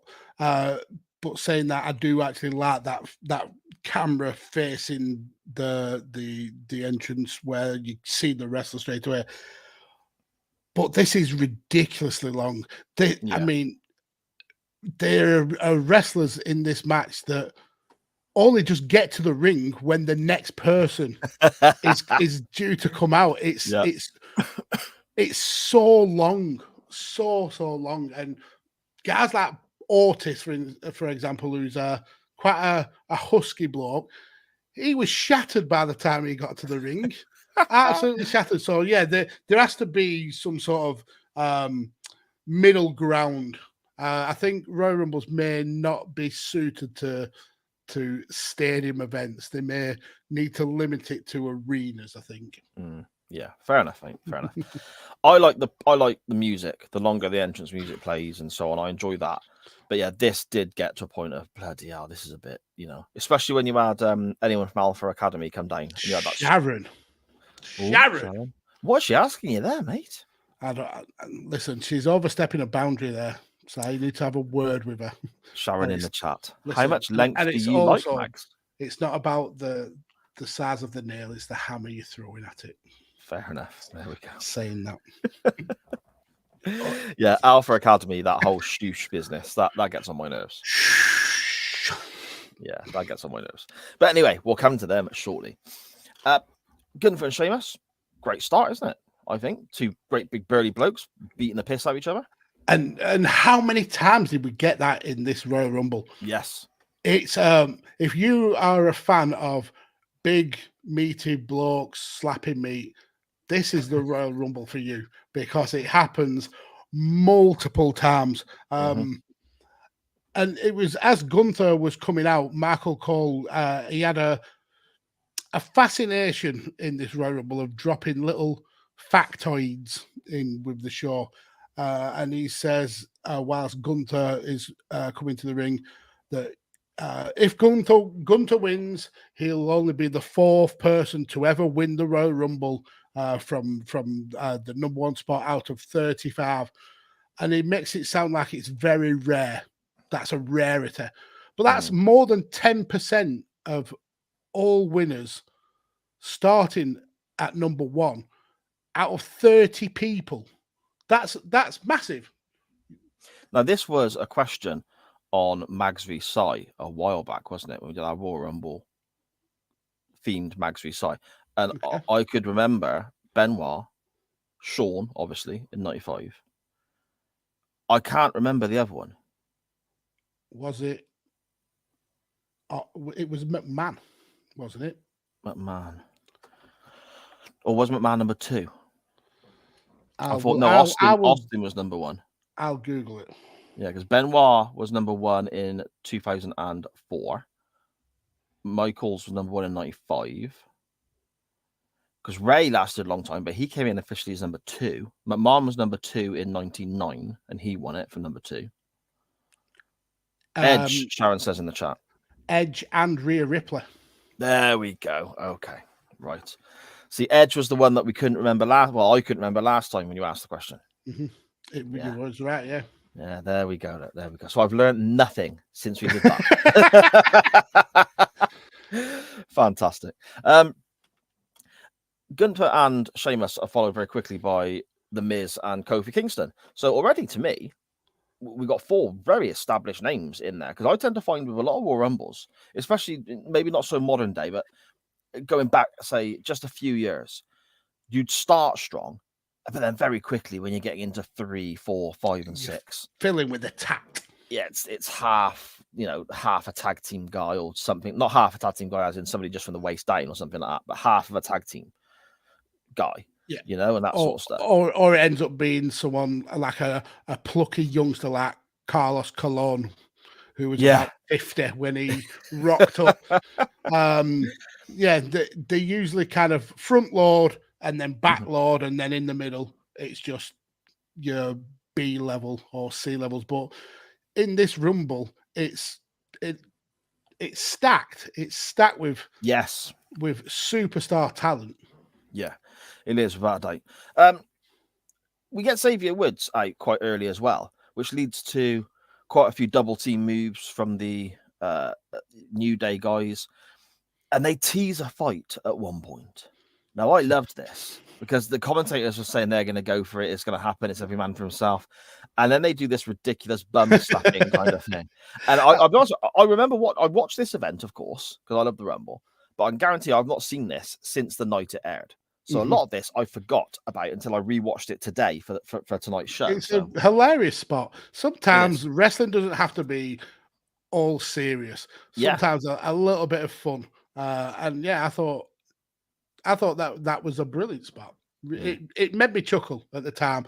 And when you see the other wrestlers kind of holding off, and you see, like, I think there's a camera shot of Sheamus who's sat in the corner, and you can see him smiling, and he's loving it because he's just having a fun time. I think it was Sheamus's. They said it was Sheamus's birthday as well.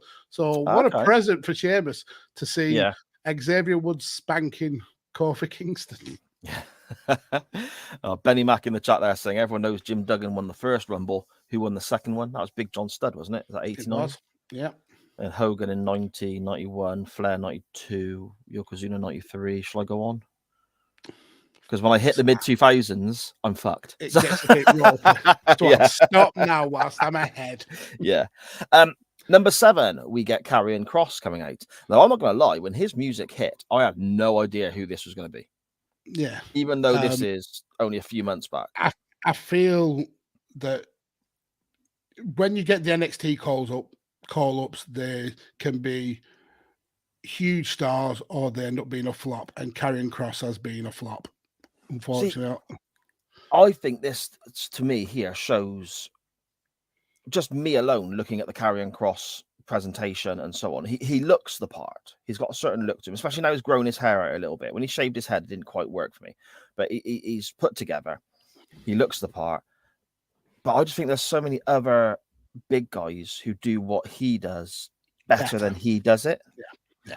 And I think, and I'm not just saying this because of the obvious reasons, but I think the most important and spectacular part of the Karrion Kross package is, well, first of all, that the entrance they had, but mainly Scarlett. Mm-hmm. So when the entrance was made and she was stood there, I'm thinking, oh, she is lovely. I'm glad to see her. And then she turned around and buggered off. And instantly, I lost any interest in Karrion Kross. She made you take notice, and then he kind of like, she was the fluffer. She got you interested, and then he took over with the wrestling. And then he, for whatever reason, she didn't come up to the main roster with him, and he's lost his biggest unique selling point, I suppose. Yeah, she could definitely be my fluffer, mate. I don't even know what that means. It just sounds a bit saucy, doesn't it?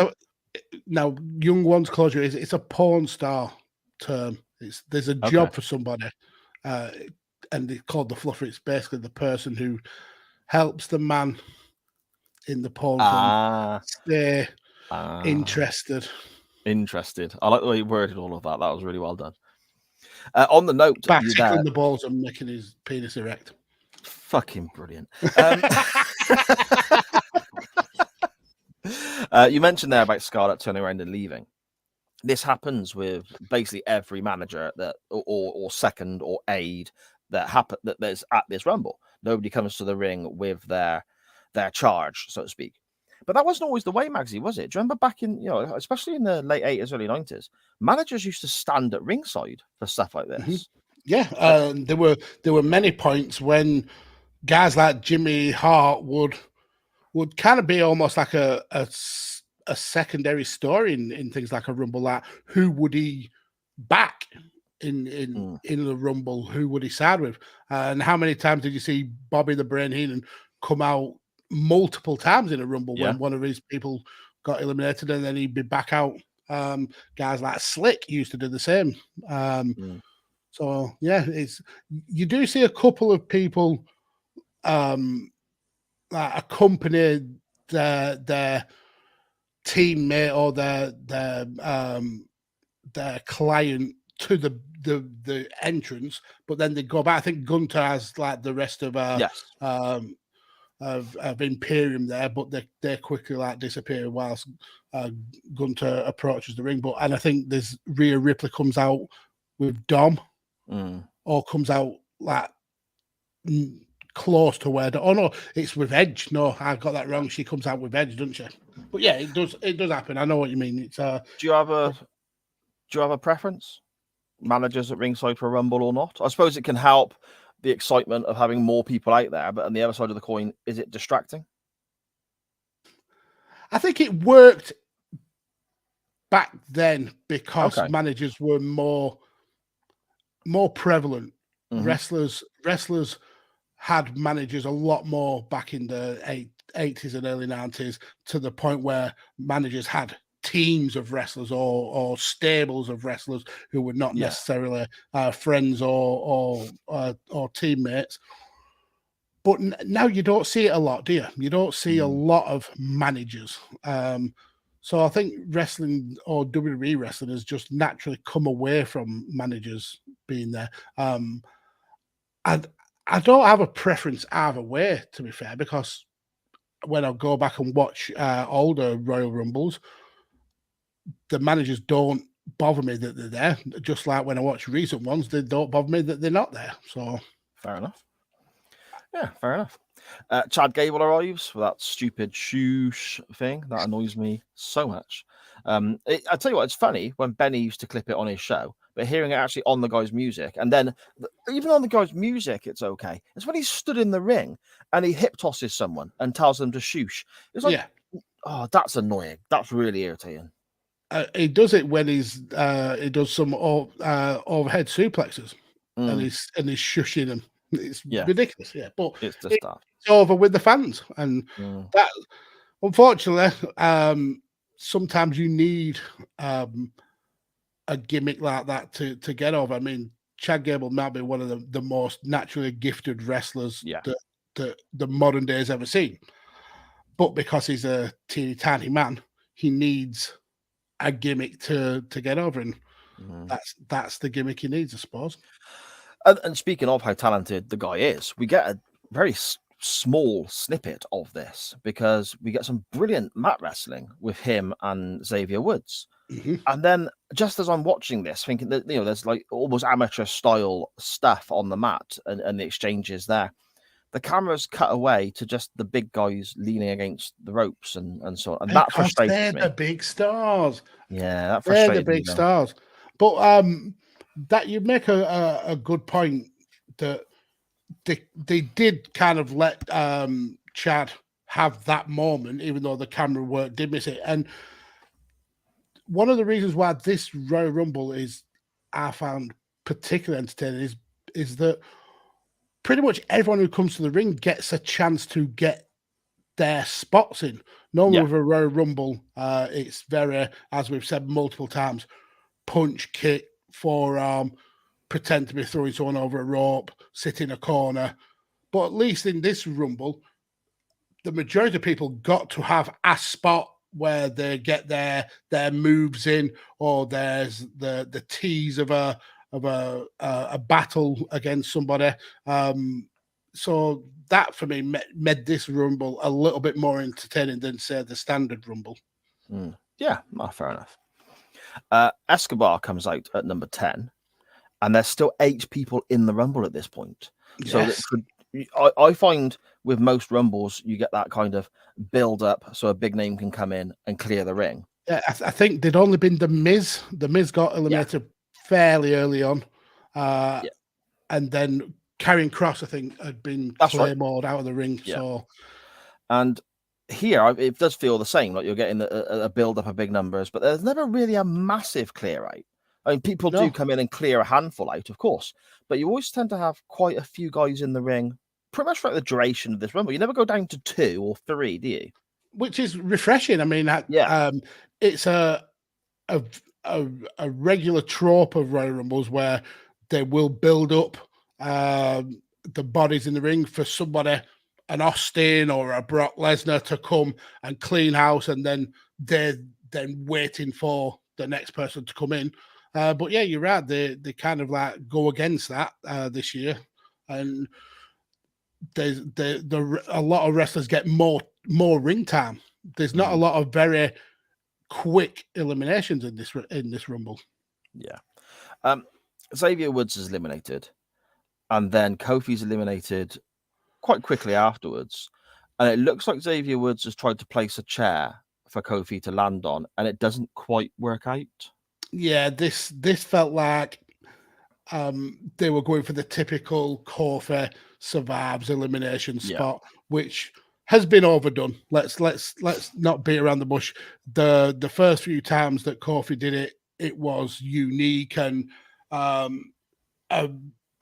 it was interesting how can Kofi survive being eliminated this year, but they have very much jumped the shark with this now. I think Naomi was doing it as well, wasn't she, in the women's Rumble at the same time? Yeah, and I think she'd muffed up in the previous Rumble as well.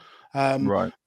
But I think Kofi was meant to land on the chair that Xavier pushed, but the chair tipped and Kofi ended up on the floor. But Michael Cole, the professional, still tried to sell it.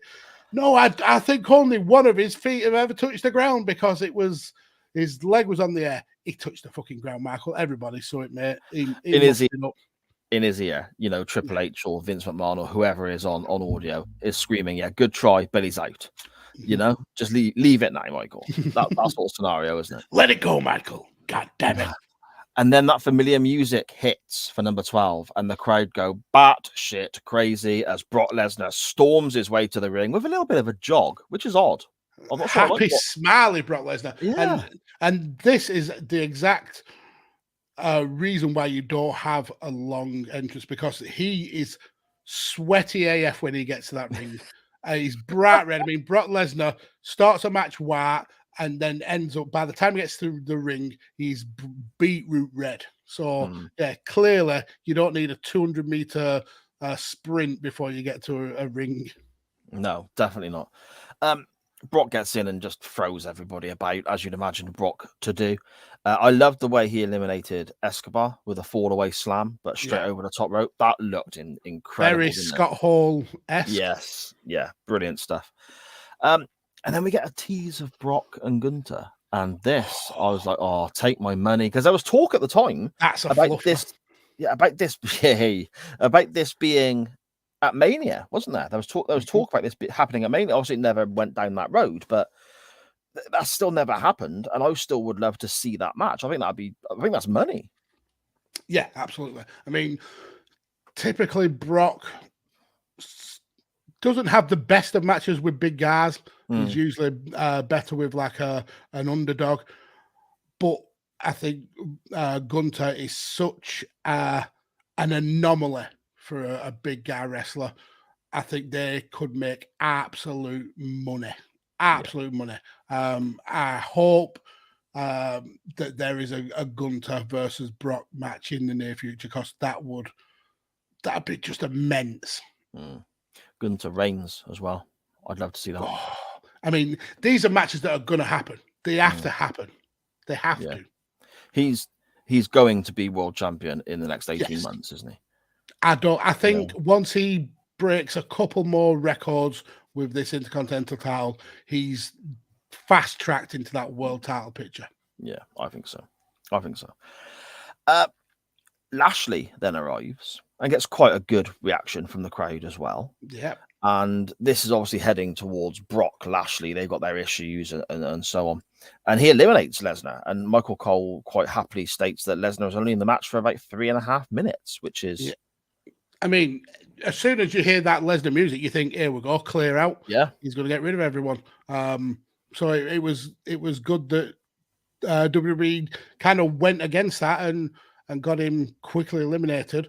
And that makes Lashley look absolutely phenomenal. I mean, he was in a storyline with Lesnar at the time anyway, but it just adds to that, and Lashley looks like an absolute beast. Yeah, totally.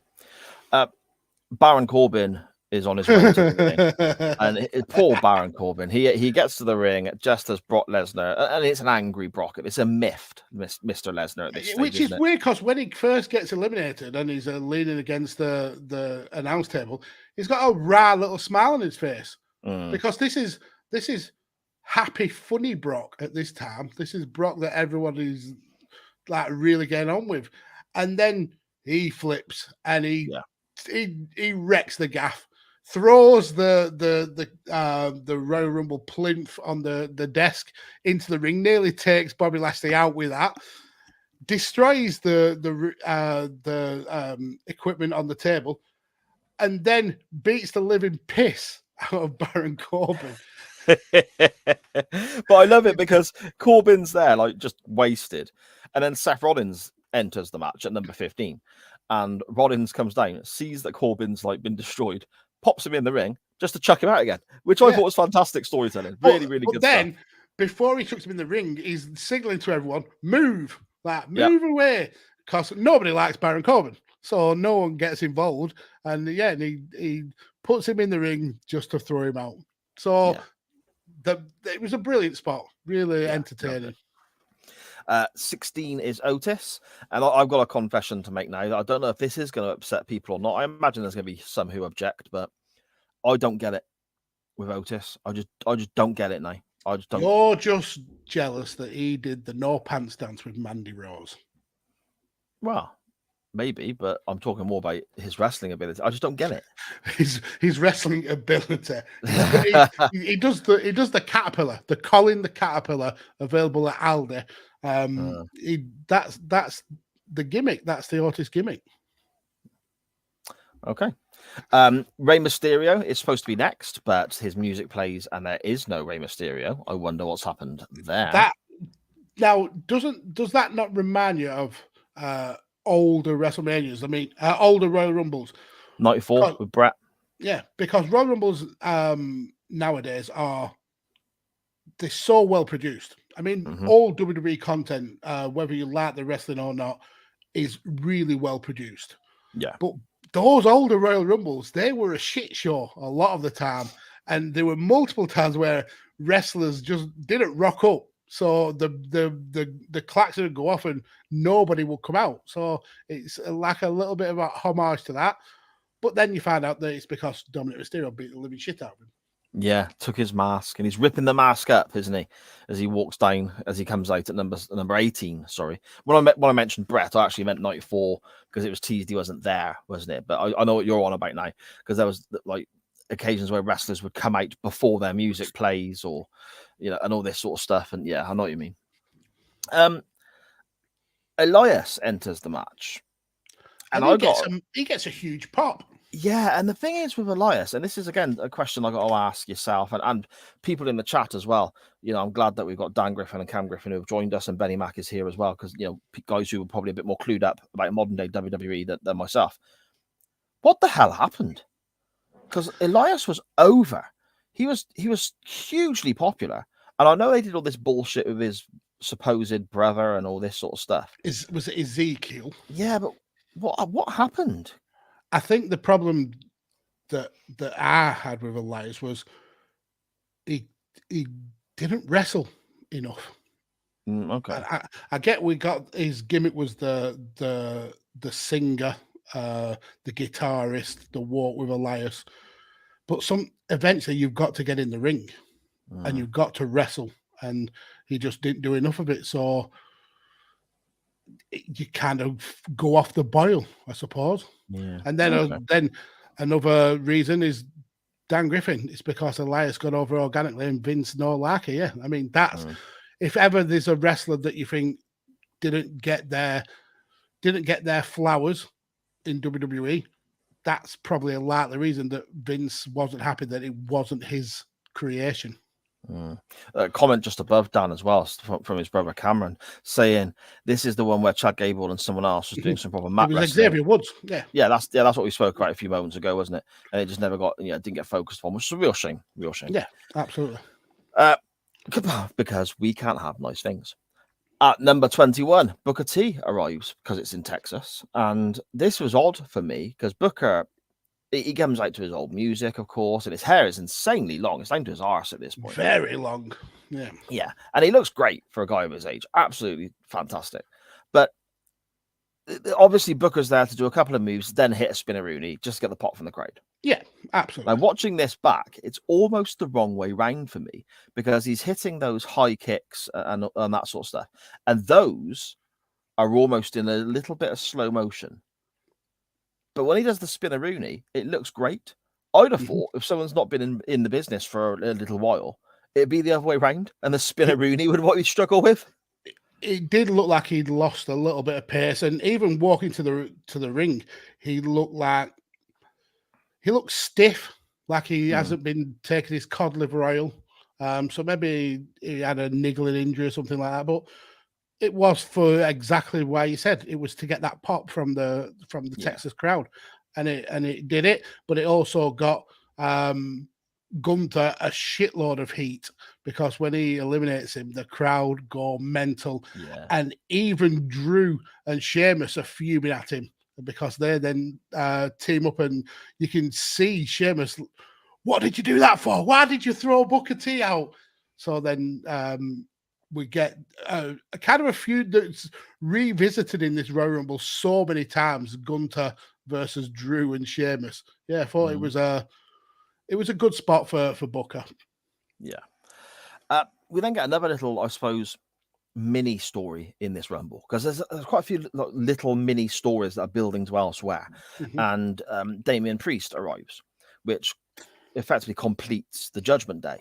We have Finn Balor there and Dominic Mysterio is there as well. So at number 24, a returning Edge comes out to a fantastic ovation and so on. And then he battles with Judgment Day, hits a few spears and so on. But then he is eliminated by the Judgment Day, which then leads to a sprint down that ridiculously long aisleway. And I love this because that cameraman was working bloody hard to try and keep up with those guys, wasn't he? Almost running backwards to keep up, yeah. Yeah, exactly. Austin Theory makes his entrance as Edge chases down the aisle after the Judgment Day. Rhea Ripley is there to meet him and attacks him, which then has Beth Phoenix turn up looking incredible. She looked fantastic here, didn't she? Yeah. A brawl starts before we get them all separated. And again, I love it because you've got Judgment Day still looks strong. And obviously they're not all out of the Rumble, of course. Finn's out, I think, at this point, isn't he? Mm-hmm. But I think Dominic Mysterio is still there and so on. Edge, he's in, then eliminated quite quickly. But it leads to something else. They all still come away looking quite strong, but with answering that question, I suppose, for these characters, where next? Yeah. Isn't it, Magsy? Yeah, you're absolutely right. And it goes to show just how much faith that the company had in the Judgment Day that early, because look at where they are now. You've got Finn Balor and Damien Priest in the hunt for the new world title. Dominic is arguably the best heel in the company right now, and you've got Rhea Ripley, she's a phenom. She's an absolute phenomenal talent, and her relationship with Dominic is one of the best things in WWE right now. She's absolutely superb. So yeah, I love the Judgment Day. Yeah, fantastic stuff. Omos arrives, then Braun arrives, and Omos is like, oh yeah, 7'3", I think they say he is, 400 odd pounds. And I like the way he's not on television that much anymore. When he learns, I mean, for a guy that big, he's not a terrible wrestler. No. We've seen a lot worse, haven't we? Yeah, but when he learns to really go in the ring, he's going to be phenomenally good. He's got world champion Raw all over him, I think. Yeah, and I hope they carry on doing what they're doing now.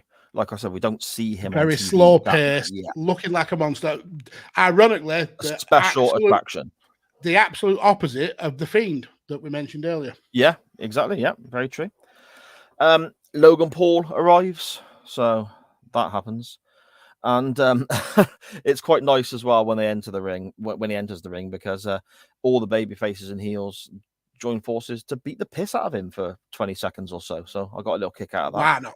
Because he's a prick, isn't he? He is an absolute prick. He does it a really good buckshot lariat, though, which in this match, in the Rumble here, it does look as good, if not better, than what Hangman Page has done sometimes in AEW. Yeah, he's annoying.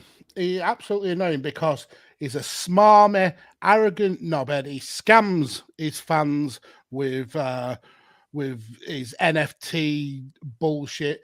He's made or he's part of one of the best-selling drinks in the history of the business. And he's also took to wrestling like a duck to fucking water. He's a wanker. Yeah, he's an absolute wanker. Piece of shit. Yeah, why has he got so much talent but yet such a knob? Yeah. Why has he got such a knob? Or do you mean he is such? No, he is. Why has such a dickhead like him got so much talent that he could just take to wrestling like that? Yeah, it is a shame. I mean, speaking of that, then we better come to the spot that is going to get replayed again and again for years, isn't it? Oh, so good. Logan Paul and Ricochet here, both hitting springboards from either side of the ring and crossbodies meeting literally in the center of the ring. The timing of it is perfect. It's just absolutely sublime, isn't it? The picture that goes around social media of both of them in midair, it's a phenomenal spot. I think you've got like Cody's down in the corner, Seth is down, Gunter's sat in the corner, and those two flying through the air. I mean, he is a prick, but he's talented. He's talented. And Ricochet is again, he's generational, absolutely generational with the stuff that guy can do. I mean, I'm in awe of when he was in a feud with Velveteen Dream. Yes. And he did the front flip over the ropes and landed perfectly to square up to Velveteen. Oh my God, the guy's superb. Imagine what he could do if he was in a wrestling company that would take somebody of that style seriously. Or imagine if he was 6'2". Well, yeah, that is true. Oh dear. We then come to, I suppose, what everyone has been waiting for, I guess, with regards to this story. Cody arrives at number 30 to a good reaction again. And there's still 8 people left at this point, which is, again, quite a substantial number, isn't it, for the Rumble when number 30 has entered. Yeah, and like I said before, we've had such a Rumble, such a good quality Rumble, and then when Cody comes out, he's not in the match for that long. No. But the WWE kind of telegraphed that he's going to win. When he gets fucking loads of pyro straight away, I mean, yes, he gets the smoke and the wrestling has more than one royal family. I get that. But then before he even gets to the ring, the pyro has gone off like he's just won the title at WrestleMania. And you think, lol, Cody's going to win. So I'm glad he lost. Nobody was ever going to win this Rumble other than Cody. No, I get that. But at least kind of don't over-egg the pudding that much. Yeah, I suppose. Your final 4 then, which apparently is a thing. People care about the final 4 in a Rumble every year. You have Cody, Seth Rollins, Gunther, and fucking Logan Paul. Well, it was Austin Theory. But well, yes, this is true. Forgot that Logan Paul was still in the match. Yes, indeed. Effectively, we get down to the final 2, and they almost have like a little mini match. I mean, this happens a lot. This happens a lot in Royal Rumbles when you get to the final 4. It's usually people who are currently in a feud or have had a feud before, and you're kind of revisiting it. So it makes sense. I mean, Logan Paul, he sneak attacks effectively Seth Rollins to eliminate him, and that leads to where they go, I suppose. Cody then eliminates Logan Paul to a good reaction, and then we get some good stuff here. I think we get a tease that Gunther is out at one stage. He's on the outside, and it looks like Cody's going for that springboard, the disaster kick, I think they call it. I hate that move. Yeah, I'm not a big fan. He just does it so clumsily. I don't like how he does it. Yeah, okay. But you could see how that could look like it's going to be the finish, but thankfully it's not. You get a superplex by Gunther as well in a Royal Rumble, which is pretty spectacular to see. A nice touch by Cody as well, the Gold Dust tribute and so on. Kick to the jewels and the whole the Gold Dust stuff. I enjoyed. Then you get a drop kick and a powerbomb by Gunther, and you're looking at it and you're thinking, bloody hell, Cody might be dead now, because that was vicious, wasn't it? And then 50% of the wrestling world were hoping, come on, Gunther. Yes. You can do it. You can do it. For us Germans/Austrians. Yeah, there we go. We get a sleeper spot where Cody's on the outside and Gunther's got a sleeper on him, but he's dropping down and pulling Gunther over the top. And I had vibes of 2004 where Benoit dragged, I think it was the Big Show, out over the top to win the Rumble there when he came in at number 1. Before eventually he comes down to a crossroads and Gunther's eliminated and Cody wins and goes on to WrestleMania and Cody loses. So which then absolutely no point, but well, there we go. One tiny little issue I had with this. I thought that for a mini match after a Rumble, that it was fine. We got all the kind of like spots that we needed to get Gunther being absolutely dominant. I like the way that he focused on the recently repaired pectoral muscle. We got all those kind of like little points. But one thing that fucking pissed me off was the way Gunther leaned into the ropes when he was going to be eliminated or whether he was when he was clotheslined to go over the ropes, he doesn't go back first like most wrestlers. You're right. He kind of like almost has to go face first, which that annoyed me because he did it once, and at first you think he's done that because he knew it was coming, so he's kind of protect himself so he can get back under the rope.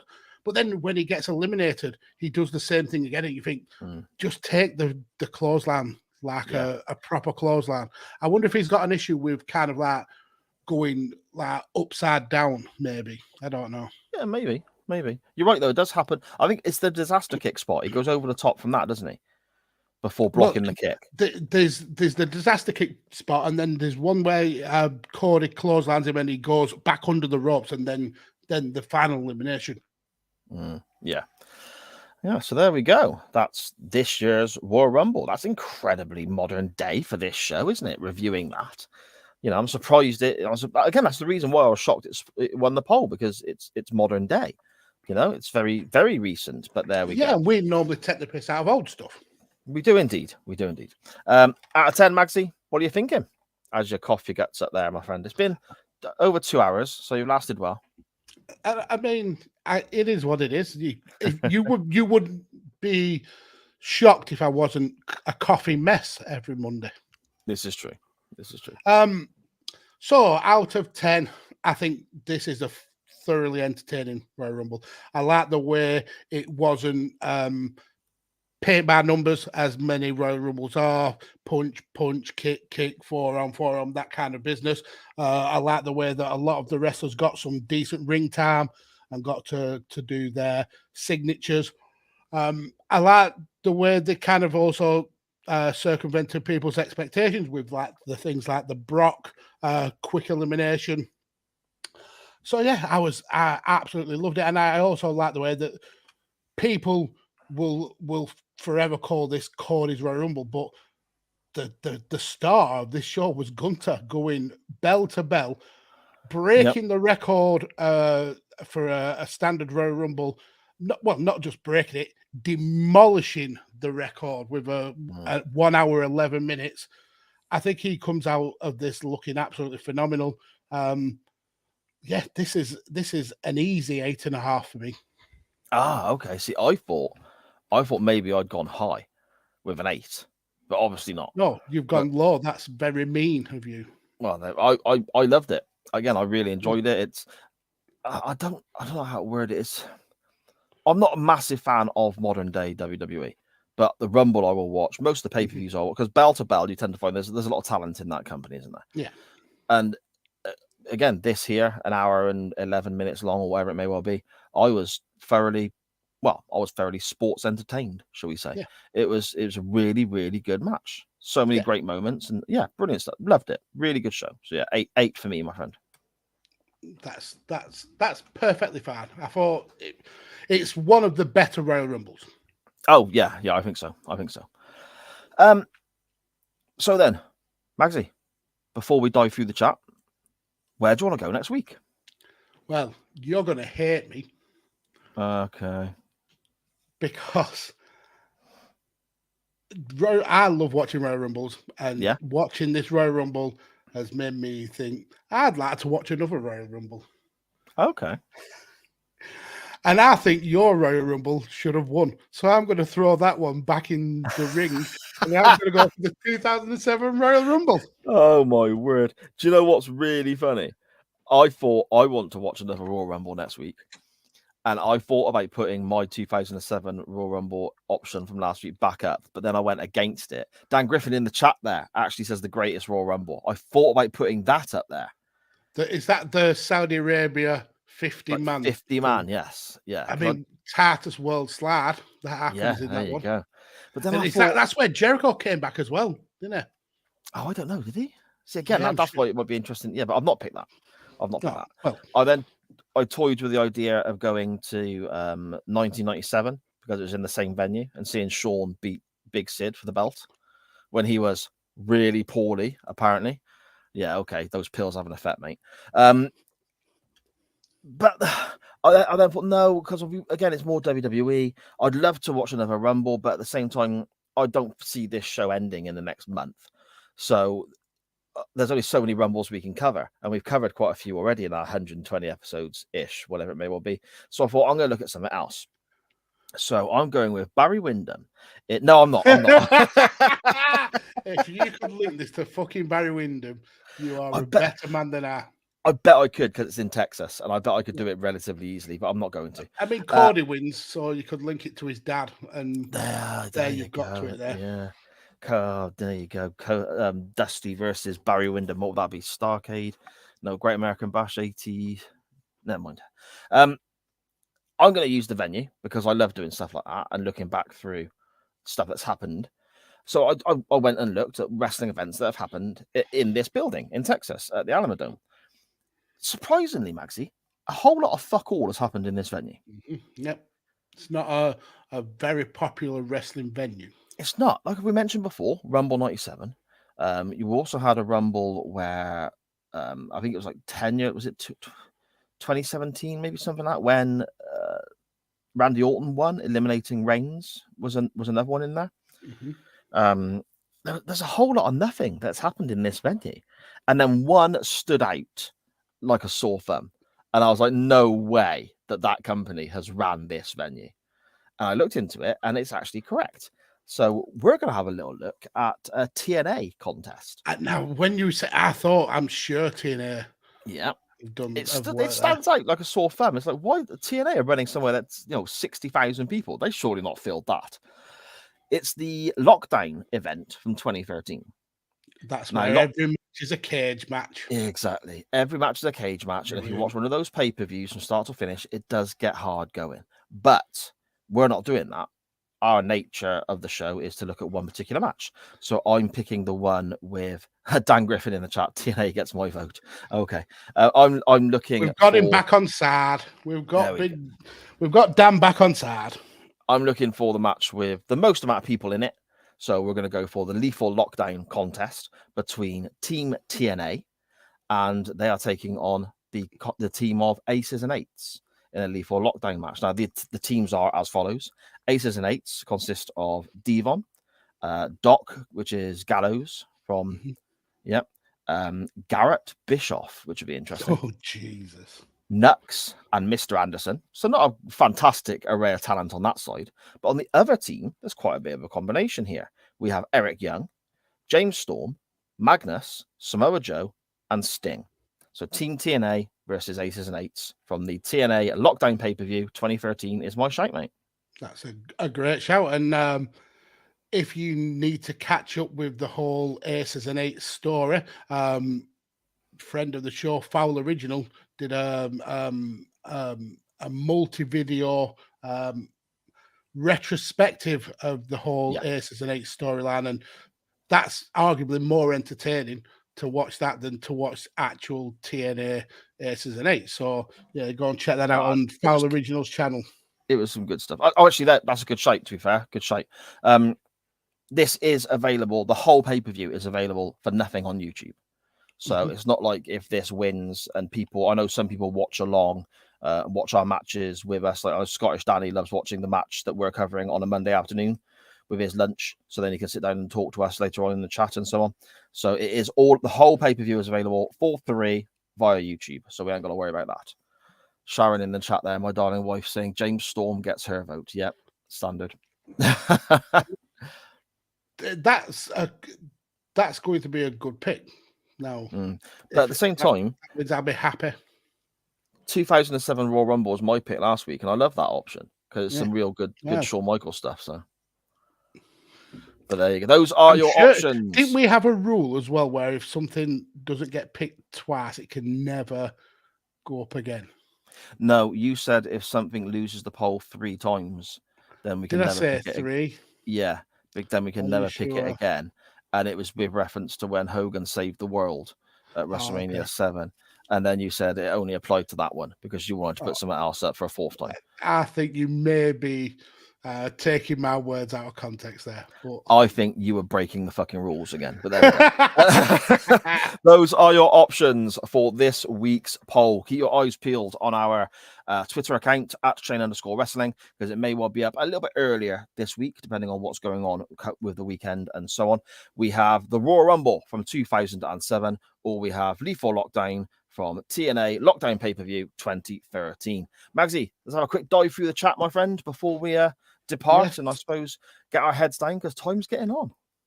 Let's have a look. Dan Griffin, yeah, I've read this story today. Prime is under investigation by the FDA as it contains as much caffeine as 6 cans of Coke. Yeah, and it's not even the energy drink version; it's just the standard version as well. And that's marketed towards kids as well, isn't it?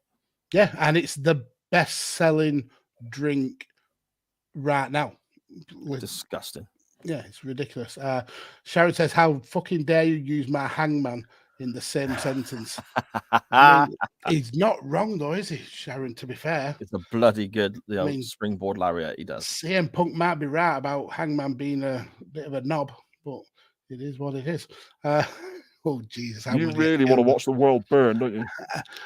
Cam says he blows out his knee as well, doesn't he? In this match, how unfortunate. Who blows out his knee? What? Logan Paul, wasn't it? Logan Paul. Okay. Yeah, because when he's on the outside, what a shock! He's getting treated, isn't he? When he's on the outside for ages. I'm really sad for him. It's a shame. Dan then says he's disappearing because he can't stand the Cody chat. Yeah, funnily enough, he rocks up maybe a minute later saying, "Sharon, please stop sending me Cody gifts. I'll be sick." Brilliant shot. Benny makes a point saying that Kane had pyro in many rumbles. Yep, absolutely. But I think that was part of his character, though, wasn't it? Yeah. That was the exploding pyro and the red light was part of his entrance. And there's pyro. He's a wanker. There's pyro, and then there's pyro, and Cody got pyro. You know, Cody got pyro to the level of the one what set Undertaker's hair on fire that one time. He got that level of pyro, ridiculous. Benny Mac saying modern day on chain wrestling stealing in the corner gimmick. I mean, it's not a blatant ripoff, it's a homage, Benny. So it links right in. Sharon says it wouldn't be a proper Monday night without a chesty mags. I mean, every day is a chesty mags. Benny Mac says Gunter to win next year at the Royal Rumble. I think he potentially maybe in a title match at the Rumble. So we'll see. I wonder. Sorry, Magsy. I wonder if he is in the Rumble, if he comes out at number 30, just so they can do the whole. This guy won it from number 1 last year, and now he's number 30 this year. Oh my God! Because they've done that a few times, haven't they? And then he don't win. Yeah. Gets eliminated by Cody again. Dan Griffin says the greatest Royal Rumble. Benny says the 2011 Royal Rumble that was the first ever with 40 men. Yeah, that's a good shout. We've not covered that one yet. Del Rio, though, isn't it? Yeah, it is that. Yeah. And he's a wanker, isn't he? Yeah. Dan says TNA gets his vote. Ace and 8 best entrance song ever. Sharon says Ace and 8. So it looks like you're getting your win streak back. Garrett Bischoff, shittest wrestler ever. Is he though? James Stone gets Sharon's vote. Connor making a tear come to man and size eye by saying the CWF is full of very talented people that I adore as people and content creators. Proud to be a part of this family. Yeah, and we're glad that you're a part of it as well, Connor. We massively appreciate you. Sharon says 50-50 next week. And then already I'm getting grief because I said CM Punk may be right, told me to get to fuck. And Dan Griffin countering Benny's point by saying Kane deserved the pyro. Are you saying that the grandson of a plumber, the American nightmare who saved the world from racism because he had a brown baby, did not deserve pyro? Dan, you are wrong. You're wrong, Dan. Okay.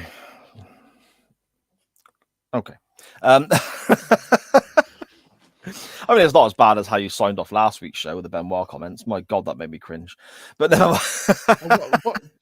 Did I say? No, I signed off with calling people cunts. Yeah, yeah, you did that too. Okay. Anyway. That was 24. Best beat there. Oh, dear me. Thank you so much, everybody, for, again, voting in the poll, getting involved around the wrestling topic, joining us in the chat, all that great stuff. Again, we say it all the time, and we genuinely mean it. This is your show. It would not exist without you.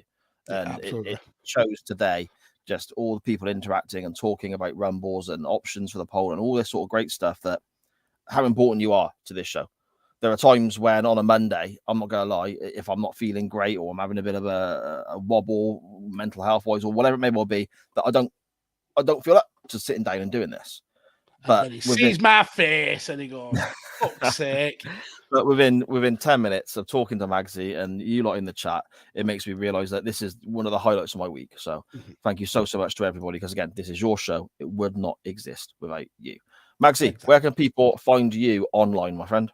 TikTok at Pod Farmer Mags, where you'll see early chicken news, and nowhere else. That's it. Just that. Why was that so aggressive?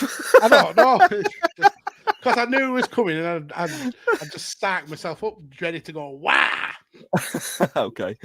Anything I'm involved in, you can find via the network that carries this show at SJP Royal Media on Twitter, Facebook, all your podcast players, platforms, and providers. Loads of great content there from loads of great content creators looking at wrestling, TV, sport, music, all sorts of great stuff. So make sure you are liking, subscribing, and all that so you don't miss a single podcast when it drops. And also make sure you are subscribed to the YouTube channel as well so you don't miss a live show, because we've got so much live content now. We've got Chain Wrestling here. We've got In the Corner on a Wednesday. We've got gameplay junkies on a weekend. We've got Premier League football coverage joining very soon as well. So much going on. So make sure you subscribe so you don't miss a single thing there. But most importantly, you can follow this show itself on Facebook and Twitter at chain_wrestling. So make sure you are doing that. Magsy, I'm off now to sit down and try and find some wrestling to watch on the WWE Network before losing my shit and turning it off, because that new update is fucking crap. I'll speak to you next week, my friend. Happy birthday, Pig's Bladders.